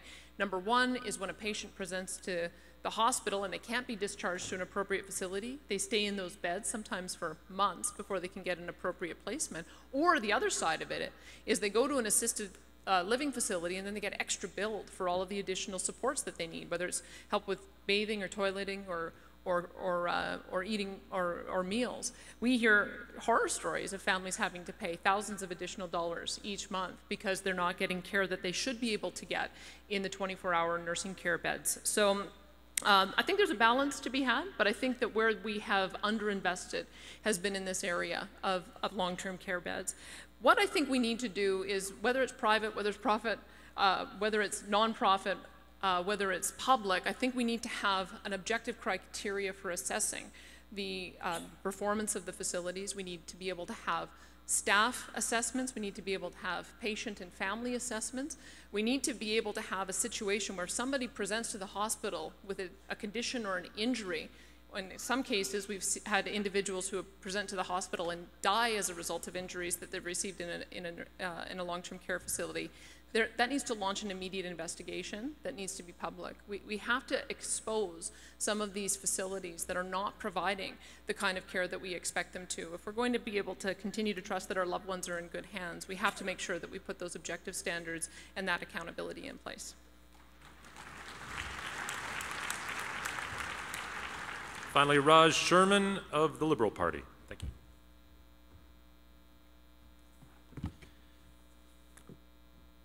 These $420 million have caused an access crisis in the $18.3 billion healthcare system. An Alberta Liberal government would immediately begin the process of transitioning to a publicly funded and publicly delivered parallel senior system, community support system, and we would review every private contract. If they're not meeting the standards supposed to meet, we would cancel them. and get your money back. What the Conservatives don't understand is the private guys can't make money off of low-income, high-need seniors. Because they can't make money, they keep bringing them to hospital, take them off our hands. They privatize the majority of our home care, $371 million, and give it to two Ontario corporations. Of that, there's at least 100. I'd like to know how much profit there is. 100 million, 200 million? I'd like to know.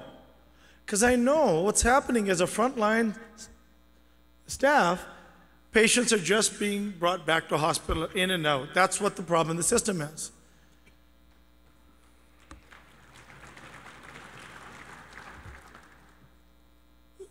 In the olden days, the community-based organization work at the municipalities and the community and the public would build the facilities. They get a CMHC mortgage. The taxpayer really didn't pay much for the building, and the community built these buildings together for best buildings with best quality. And they got the best care because the community participated in that care. That's what we need to do in this province.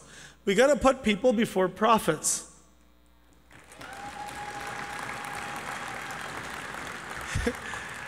And you know, it will actually fix the healthcare system if we actually deliver a publicly funded and publicly delivered community support system. Thank you.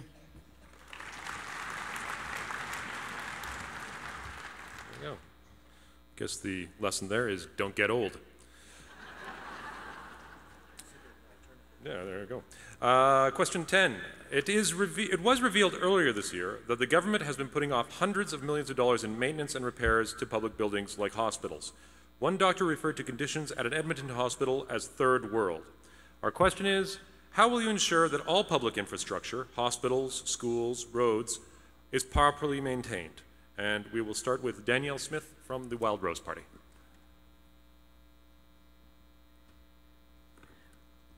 Last year, we released what we call our 10-year debt-free capital plan. And part of the reason why we think the provincial government should operate debt-free goes back to the idea that we're going to double in size, and so we're going to need to double our infrastructure.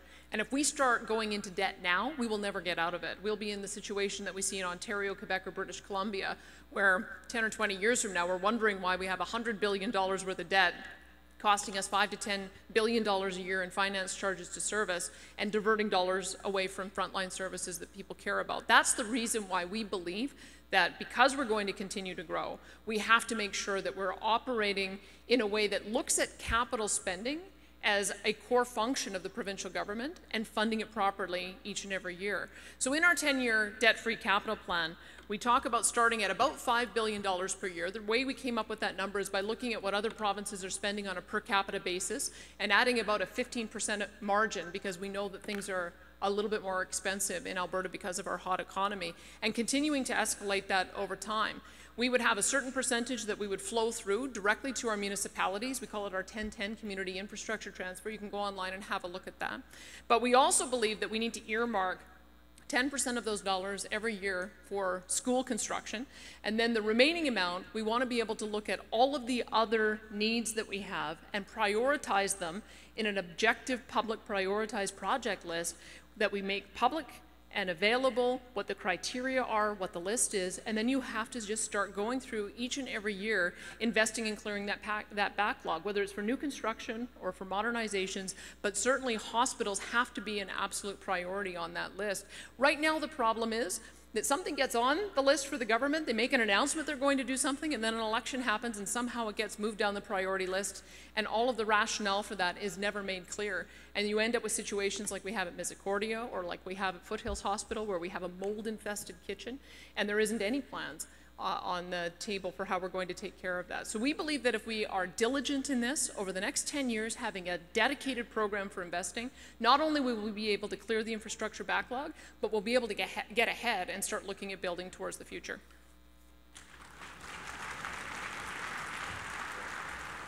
Next up is Raj Sherman from the Liberals.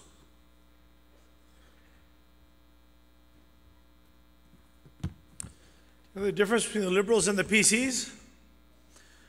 We believe in evidence-based decision-making. They believe in decision-based evidence-making. Here's the evidence. we took the liberty of doing a FOIP request, and by the way, this information should be publicly disclosed, and it isn't. Our research showed that on our healthcare infrastructure, $637 million of deferred maintenance. Misericordia Hospital needs to be rebuilt because they haven't maintained it. The Foothills Hospital needs $80 million worth of maintenance. The Royal Alec needs $30 million. U of A needs $30 million. It's common sense. You got to fix the roof and the boiler and the pipes. It's going to cost you way more. That's part of causing the healthcare access crisis because rooms are shut down because of leaks and whatnot. Our school system, our K-12 school system, has $852 million in deferred maintenance. And combined post-secondary, it's $1.5 billion. Here's the evidence. Our provincial roads are $1.4 billion. That's why the axles on your vehicles are broken. And the auto body shops are busier than ever. We got $3.5 billion a year in deferred maintenance. We were never out of debt when they cut taxes on the top 2-3%. We must immediately, the Alberta Liberal government will take that extra $1 billion a year in health transfers and actually fix up every hospital in our province. And we're going to fix up. Stephen Mendel and Jim Prentice and some of their billionaire buddies are going to pay some extra tax. We're going to fix up all our schools. We're going to build the schools that we need for the expanding population. It's common sense. You got to maintain all the buildings you have, because if you don't, hey, it's going to cost you a lot more down the road when it comes to money, when it comes to public services. Thank you. Finally, Brian Mason. Thanks very much. Well, it's pretty clear that the infrastructure is what suffered when the Klein government was putting so much focus on paying down the debt. But you know what? If you double up on your mortgage payments but don't fix the roof, it's not a very good investment. And what they're doing now by deferring maintenance is like having a car and stopping to pay for oil changes. You know, that'll get you along for a little while, but you're going to be paying an awful lot more because you've neglected your capital assets, and that's what they've been doing. Politicians like to cut ribbons. Trust me, I know. I'm a politician. I love to cut ribbons, and that's why they always like to build stuff, especially stuff that'll be finished just before the election. But you know, I think the voters are smarter than that, and they know that just because you build a building doesn't matter if you're not looking after the buildings that you've already built. And if you sacrifice those, if you build buildings and you don't put staff in them, you know, you are simply wasting public funds and you're not doing your job. The Misericordia Hospital is a perfect example, and I've talked about it a little bit earlier.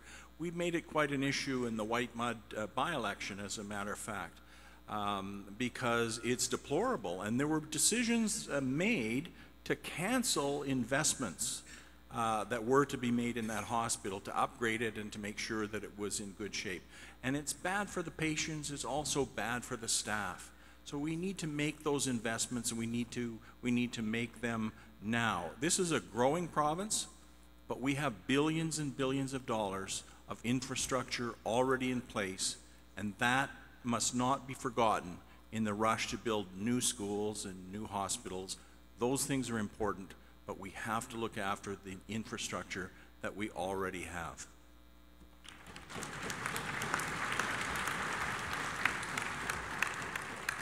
All right, we're about a third of the way through. Just kidding. We're on our last question, and then we'll wrap up with a outro from each person. So this will be our final question of the day. Recent elections have shown how difficult it is to accurately poll Alberta voters. There's no doubt that these days the electorate is restless. Our question is, one possible outcome in the next general election is a minority government. What would your party do in that situation? And we'll be beginning with Raj Sherman from the Liberal Party.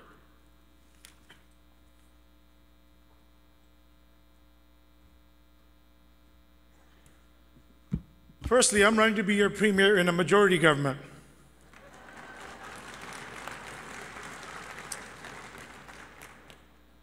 in the event there's a minority government, in fact, I'm going to give credit to Brian Mason and Danielle Smith.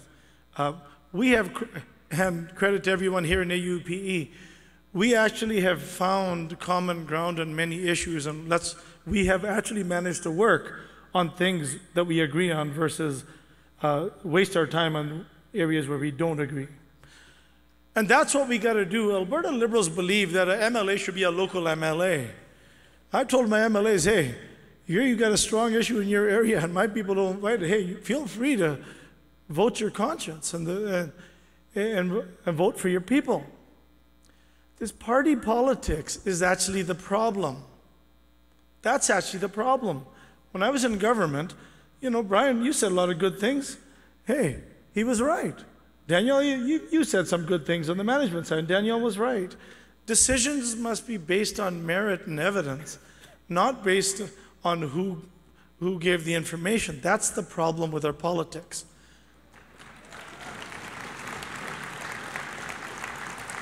An Alberta Liberal government would do that. We believe the legislature should actually become the government. We think the legislature should become the government, not one party. So I will work with anybody who does something that makes sense and it's the best interest of the public good and it's making sure that we're getting best value for your hard-earned tax money. Our job is to take your tax money, and you're working harder than ever to earn it, and use it with respect and get you the best public services that we need, and balance the books, and save for the future. That's our job. And I believe all of us, you know what? We've even supported the PCs when they're right. Even a broken clock is right twice a day.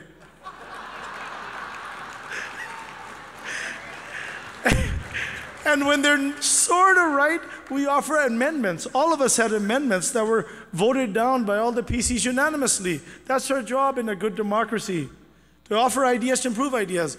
And lastly, you know what, when they're just broken and they're dirty and rotten, hey, we got to just shame them and beat these guys. Thank you.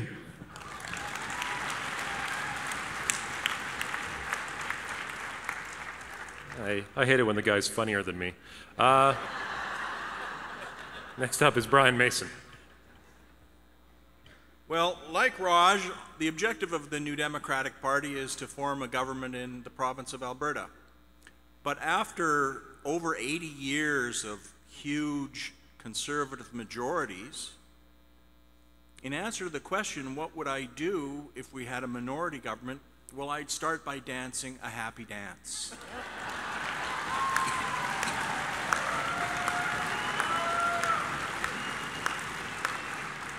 Some of the best governments in this country, both provincially and federally, have been minority situations where the NDP is supporting and part of the decision-making that takes place. That's how we got Medicare. That's how we got many of the social programs in this country. And I think it would be a very refreshing change in this province. I was asked this same question by the Calgary Herald editorial board a couple of years ago, before the last election. What would you do, you know, if there was a split between the Conservatives and the Wild Rose? Who would you support? And the first thing I said is, I've been in politics way too long to answer a question like that. But my second answer was, it is whoever would get us the best deal for the things that we fight for, the things that we believe in.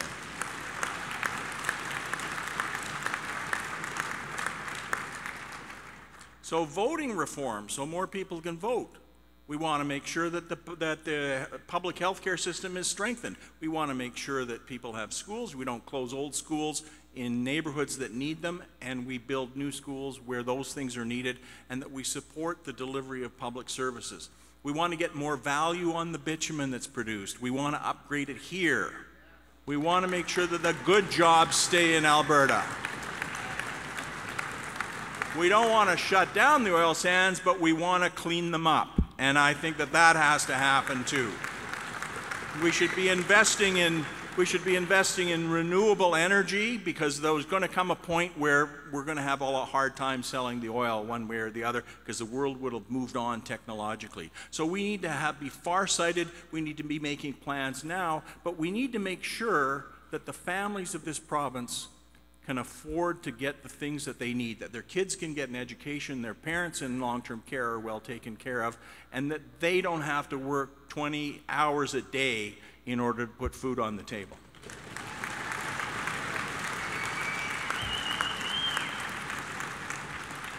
And Danielle Smith from the Wild Rose Party. I know a lot of people think that what happens in the legislature is just what happens in question period. And that's the 45-minute accountability session that happens at the beginning of each day in the legislature. But you would be surprised at how much of the debate in the legislature takes place in a very cordial way with a lot of agreement. We've actually found lots of areas of agreement. We've supported, I think, somewhere around 75% of the government bills that have passed. Many of them have been a lot of housekeeping bills and fairly straightforward, we have felt. But we've also, in the ones where we've disagreed, we found lots of areas of agreement with the Liberals and the NDs when they've put forward amendments. In fact, the party that we have found that we have the most difficult time working with when it comes to trying to change a bad piece of legislation is the governing party. And I actually believe that it would be healthy in the legislature to have a minority government. I think that one of the things that we do as a party is we operate as we allow for free votes in the legislature. One of the things you will see is that oftentimes we vote the same because we share a common set of values, but where we disagree, we allow each member to devote what they think is in the best interest of their constituents. That's a lot more like the way our municipal councils operate.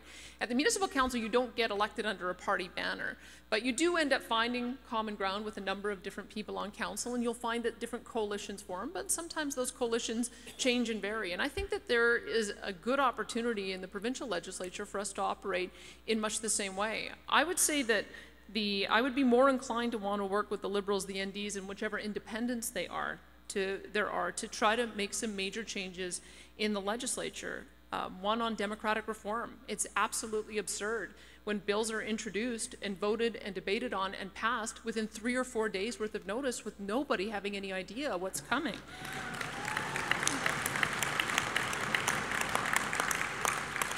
We know that we have a lot of work to do to what we call do some scrubbing. We know that there are real problems with sole source contracting. We know that there are reams of lobbyists and consultants who lobby behind the scenes to be able to get special deals for special interests, and that's impacting our ability to see the government operate properly. We know that there are agencies, boards, and commissions that are just stacked with political patronage appointments and people who are making exorbitant management salaries at the top of those that are beyond our scrutiny. We also know that there's some real work that we need to do on the environment. We will simply not get access to our products internationally if we don't start making meaningful progress on reducing greenhouse gas emissions, toxic emissions, reducing or eliminating tailings ponds, reducing freshwater use. And I would say that you will find a lot of common cause between the opposition parties in some of the things that we want to do to empower consumers to be able to adopt more renewable technologies and change the way that we deliver electricity, which I think offers some of the best opportunities for us to be able to green our grid and make some of that real progress on the environmental stage. So those are the kind of things that I would hope that we'd be able to work on, regardless of how the legislature is configured after the next election.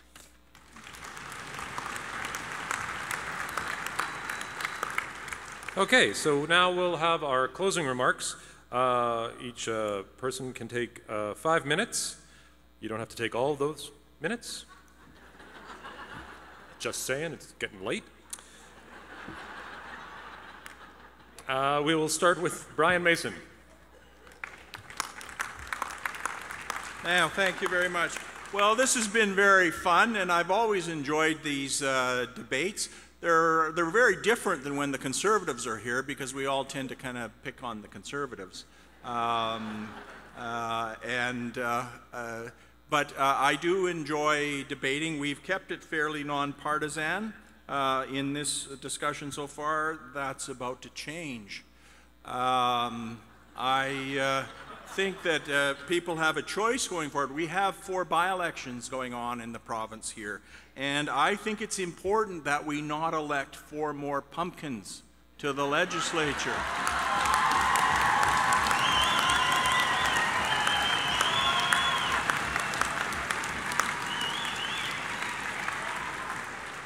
And, you know, I don't agree with many of the things my colleagues believe. particularly the Wild Rose. But I think that it would be refreshing to have more opposition voices in that legislature. We already have, I think, 60 members of, well, it depends which backbenchers are being punished. They punish them by making them sit behind the NDP in the legislature if they're bad. And so we've had some visitors over the last few months, and it's always fun. But I do want to say that we do have a choice. There's been a lot of turmoil in terms of the politics of this province in the last year or so, with the departure of former Premier Alison Redford and all of the scandals and all of the abuse, the entitlement that we've seen, sky palaces and airplanes and so on. But you know, that's not the whole story. It's not just about scandals, and I'm worried that some very basic issues are getting lost. Our friends in the Wild Rose focus on that. They focus on mismanagement and scandal. The main reason is they don't have significant policy differences with the Progressive Conservatives.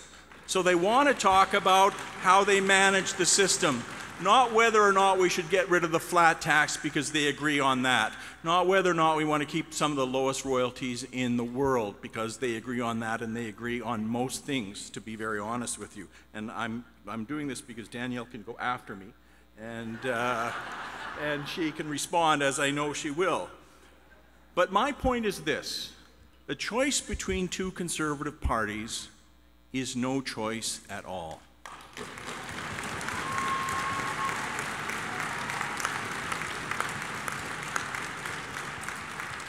We need a progressive change in this province. We don't need a different conservative government. We need a government that's going to stand up for public health care all the time. Somebody that's going to change labor legislation to make it easier to join and remain in a union.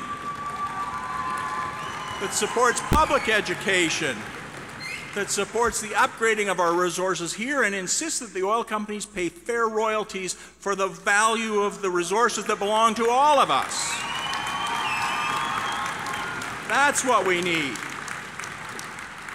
Now, I don't know if you've seen some public opinion polls lately, but it's pretty clear, and if you've been reading the newspaper, you know that there is only one progressive political party in this province that is able to take on the conservative parties and win.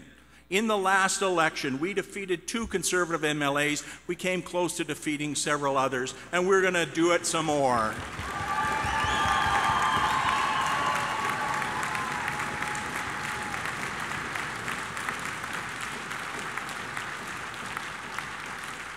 We simply have to have a party that has the interests of middle-class Albertans, working families at its core value. And our party has grown and become stronger. We're raising more money. Look at the fundraising figures. We have attracted great candidates. We have organization. We're not a weak party as we were. We have become strong, and we're getting stronger. And with the support of you and the labor movement in this province and working families across this province, we are going to be able to take on the conservative parties and win.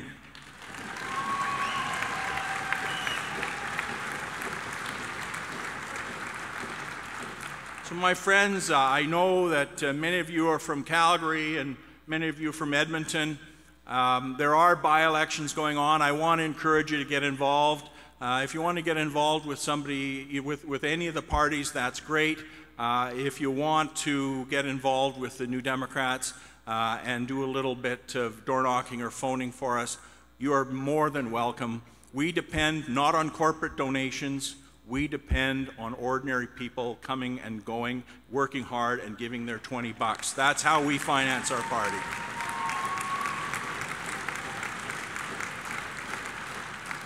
So thank you very much. This is my last opportunity to address you as the leader, but I will be continuing as the MLA for Edmonton Highlands Norwood. It's been a real pleasure and an honor to work with you, and I hope to continue to do that as we move forward towards the next election. Thank you very much.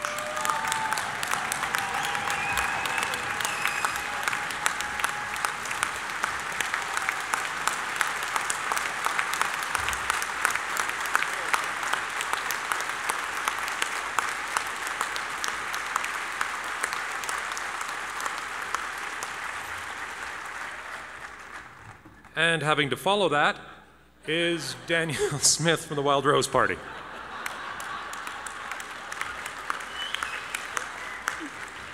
So now you know why I said it was with mixed feelings that I am seeing Brian leave the position of leader. That was scorching. And you can see why we also don't need an applause-meter at the end of this debate. But let me go through a few things that I believe make us different than the governing party. One of the things that I've alluded to today is how important it is for us to be able to maintain and build with the increasing growth we're going to have in Alberta, but to do so debt-free. I think that's absolutely important, that we don't saddle future generations with debt.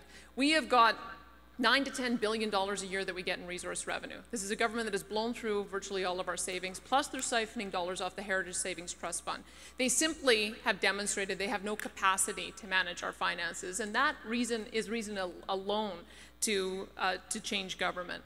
We have an approach where we believe that we need to have fiscal prudence so that we can get back into surpluses, real surpluses, not the fake surpluses that they have announced over the last number of years, so that we can start putting aside money in our Heritage Savings Trust Fund to grow that fund. Let's look at Norway and Alaska as models for how we should be managing our finances, not Ontario or Quebec. Because if we had had the discipline to just keep investing the dollars in the Heritage Savings Trust Fund, it would be worth $150 billion today, and it would be generating $10 billion a year in resource revenue. That, to me, is the way you get new sources of revenue, not through new taxes. It's by making good decisions today to get us back into surplus so that we're able to invest not only for now, but also in the future. We also want to have a new relationship with our frontline workers. I've heard from many of you that it's a demoralizing environment to work in, and why wouldn't it be? When you continue to see political staffers fail out, then get parachuted into the bureaucracy, sometimes getting paid more than people who have put in their time and worked for many years, working their way through the ranks of the civil service. And then when a new leadership race comes along, well, they get seconded to go work on a leadership campaign, and bingo, they're back into the Premier's office once again, and it begins all over again. Or they set up a consulting firm, and then they're able to sell access to government to be able to make deals behind the scenes for friends and special interests. This has got to stop. And building a new relationship with our frontline workers means that we will stop with the politicization of the civil service, allow you to do the work that you do, and show respect and value for the work that you do on behalf of Albertans every single day.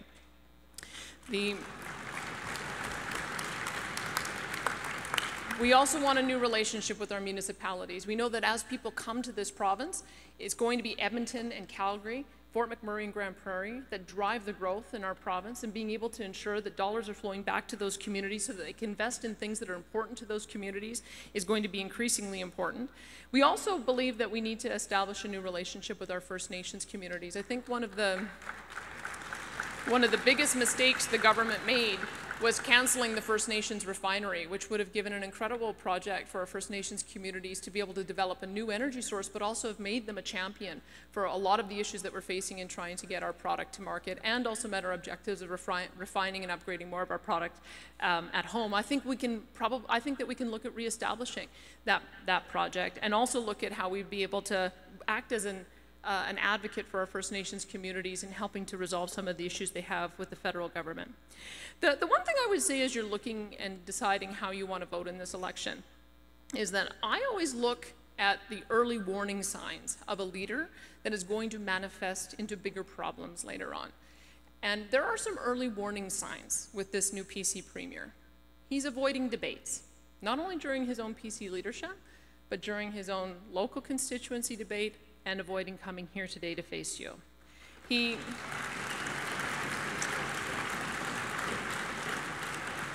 As one of his first acts, he appointed his friends to key patronage positions. He appointed 2 unelected cabinet ministers, one of whom knows absolutely nothing about the ministerial portfolio that he's taken over.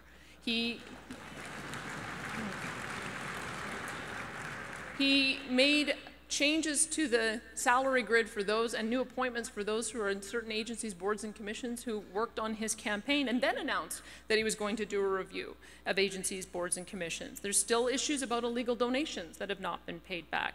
He's using his pulpit to be able to do announcements during the campaign, spending taxpayer money to campaign. This is illegal in Saskatchewan and Manitoba. You are not allowed to make government announcements using unelected candidates as a mechanism to try to win votes. These are early warning signs. It's also something that should be troubling to us, that there appears to be no mechanism for how any of these decisions are made in consultation with anyone, not as cabinet, not as MLA colleagues, none of you. When you hear Mayor Nenshi talk about how the flood mitigation approach that they want to take for Calgary was announced with zero consultation, that gives you an idea of how this guy is going to operate if he becomes premier and elected premier. You have the opportunity to be able to stop that. If you don't like what I've said today, then vote for one of my colleagues. I know in the last election that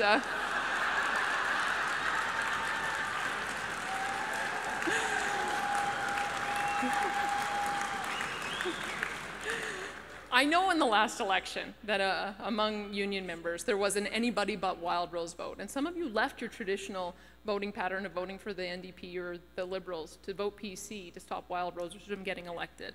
I would just ask you this time around, don't vote PC. If we can agree on anything, I think we can agree that we need a change of government.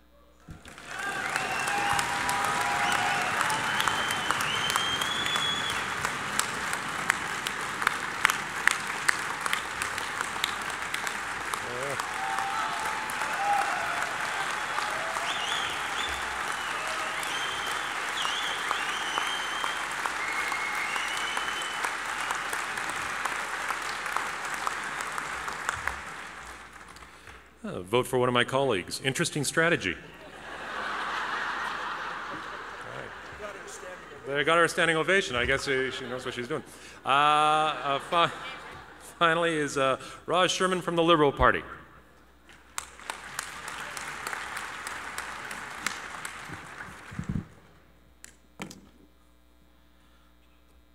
It's been an honor and pleasure to have joined you today, and Danielle, Brian, I'm proud to have served along you as a legislator. Please give Brian another round of applause for serving our province with dignity and honor, and to your wife and your family. I was the loneliest man in the world a couple of years ago, and Brian, you gave me a lot of support. Thank you.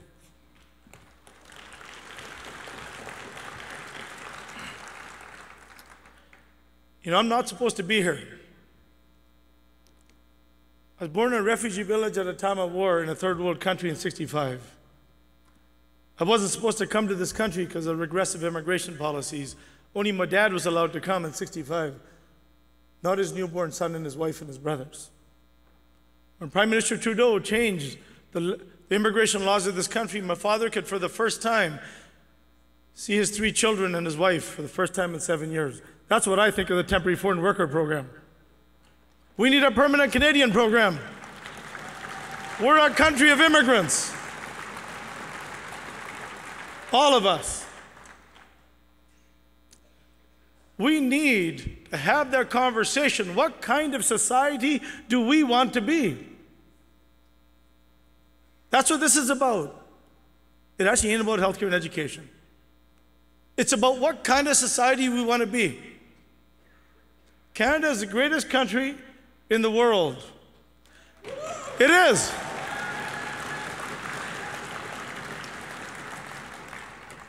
We are capable of so much more as a people. We gotta strive for excellence, not mediocrity. We need to reward excellence, not corruption and mediocrity and failure. I have to tell you, my friends, I have lived the dream. Seriously, coming to Canada for me was a dream in 1972. When I got my citizenship, I cut my ties to my motherland, said, this is my country now. This is my country, and this is where my children will be born and raised in public schools.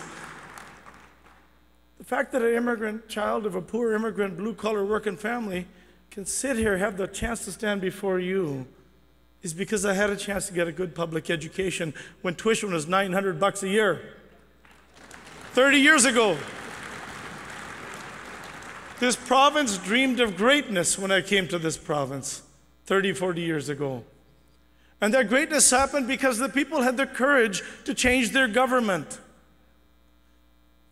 My fellow citizens, you need to have that courage. I know change is tough because you don't know what the new thing's going to look like. And people have been scared voting for the devil they know because they don't know the other devil. Well, I'll tell you what things are going to look like. First of all, you can't blame the Alberta Liberals for causing any year of grief because we haven't governed since 1921. Okay? We haven't governed since 1921. We are not a party that's for sale. Decisions are not for sale. It's time to put this province back in the hands of the people. You, the very citizens who build it. That's what I fought for when I was in government, and I knew I was going to be the object of the most brutal attacks in Alberta political history. I knew that. My dad, 5 near-death instances waiting for care in waiting rooms. He said, son, you don't have the courage to stand up for the people. You're no son of mine. He said, you have that courage to fight for the people. Now I'm going to ask you, PCs don't need a message. Albertans need a message. We got to remove this government.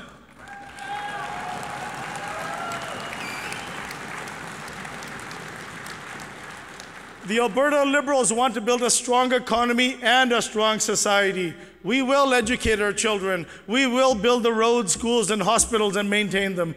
We will care for the sick and elderly. And to do it, yes, we'll cut waste. Yes, we'll better manage everything. But the richest are going to pay their fair share of tax.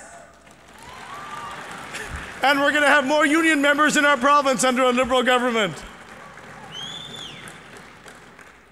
Now listen, we got 4 by-elections happening. Dr. Donna Wilson is a union member of all the professors on campus. She's a nurse, a hospital nursing manager. We govern, she will be the health minister of this province. We need Dr. Donna Wilson elected. Susan Wright believes in energy and building the energy economy and environment, sustainable development. We need her elected. I want you all to vote. If you like Brian's team and their message, please vote for them. If you like Danielle's team and their election, please vote for them. Vote for anybody but PCs.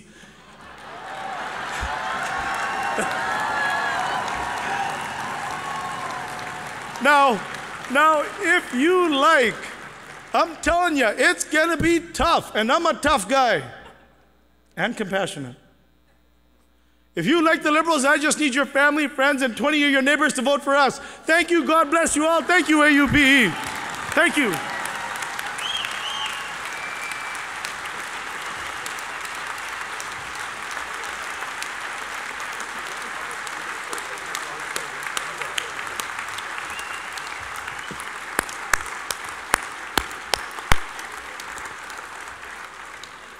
Well, I'd like to thank you all for coming and spending over 2 hours with us out of your busy schedules. And I can tell you that, you know, we're a democratic organization. We've had a lot of debate ourselves on the floor about a number of important issues that affect us. But I don't think I've ever heard a better debate about the future of this province than I heard this afternoon.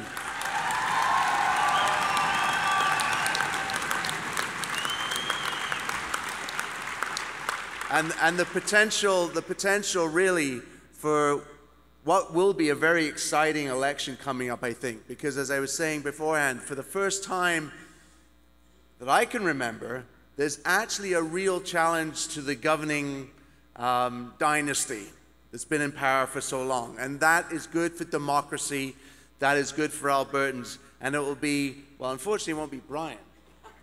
It won't be Brian leading the way for New Democrats, they'll be electing a new leader, but it will be the people at the front here that will be leading the way to try and change the political environment in this province. And I want to thank them for that.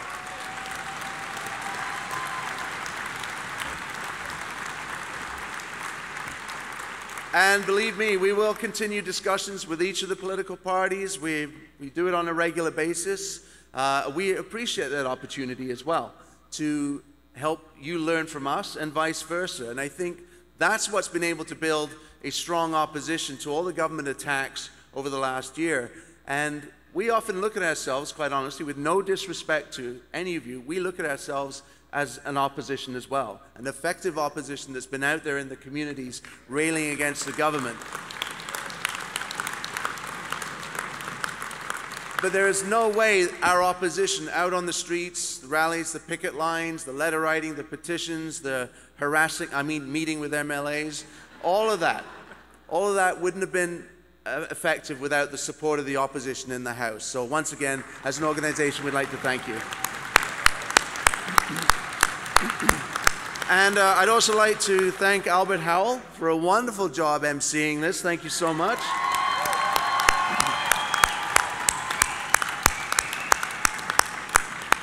Who could have thought making politics fun would be that easy, but you did a great job, thank you. And as a parting gift, we do have some AUP swag for each of the leaders up here. I'm not sure what it is, but... Oh, for Brian, a nice, what is this?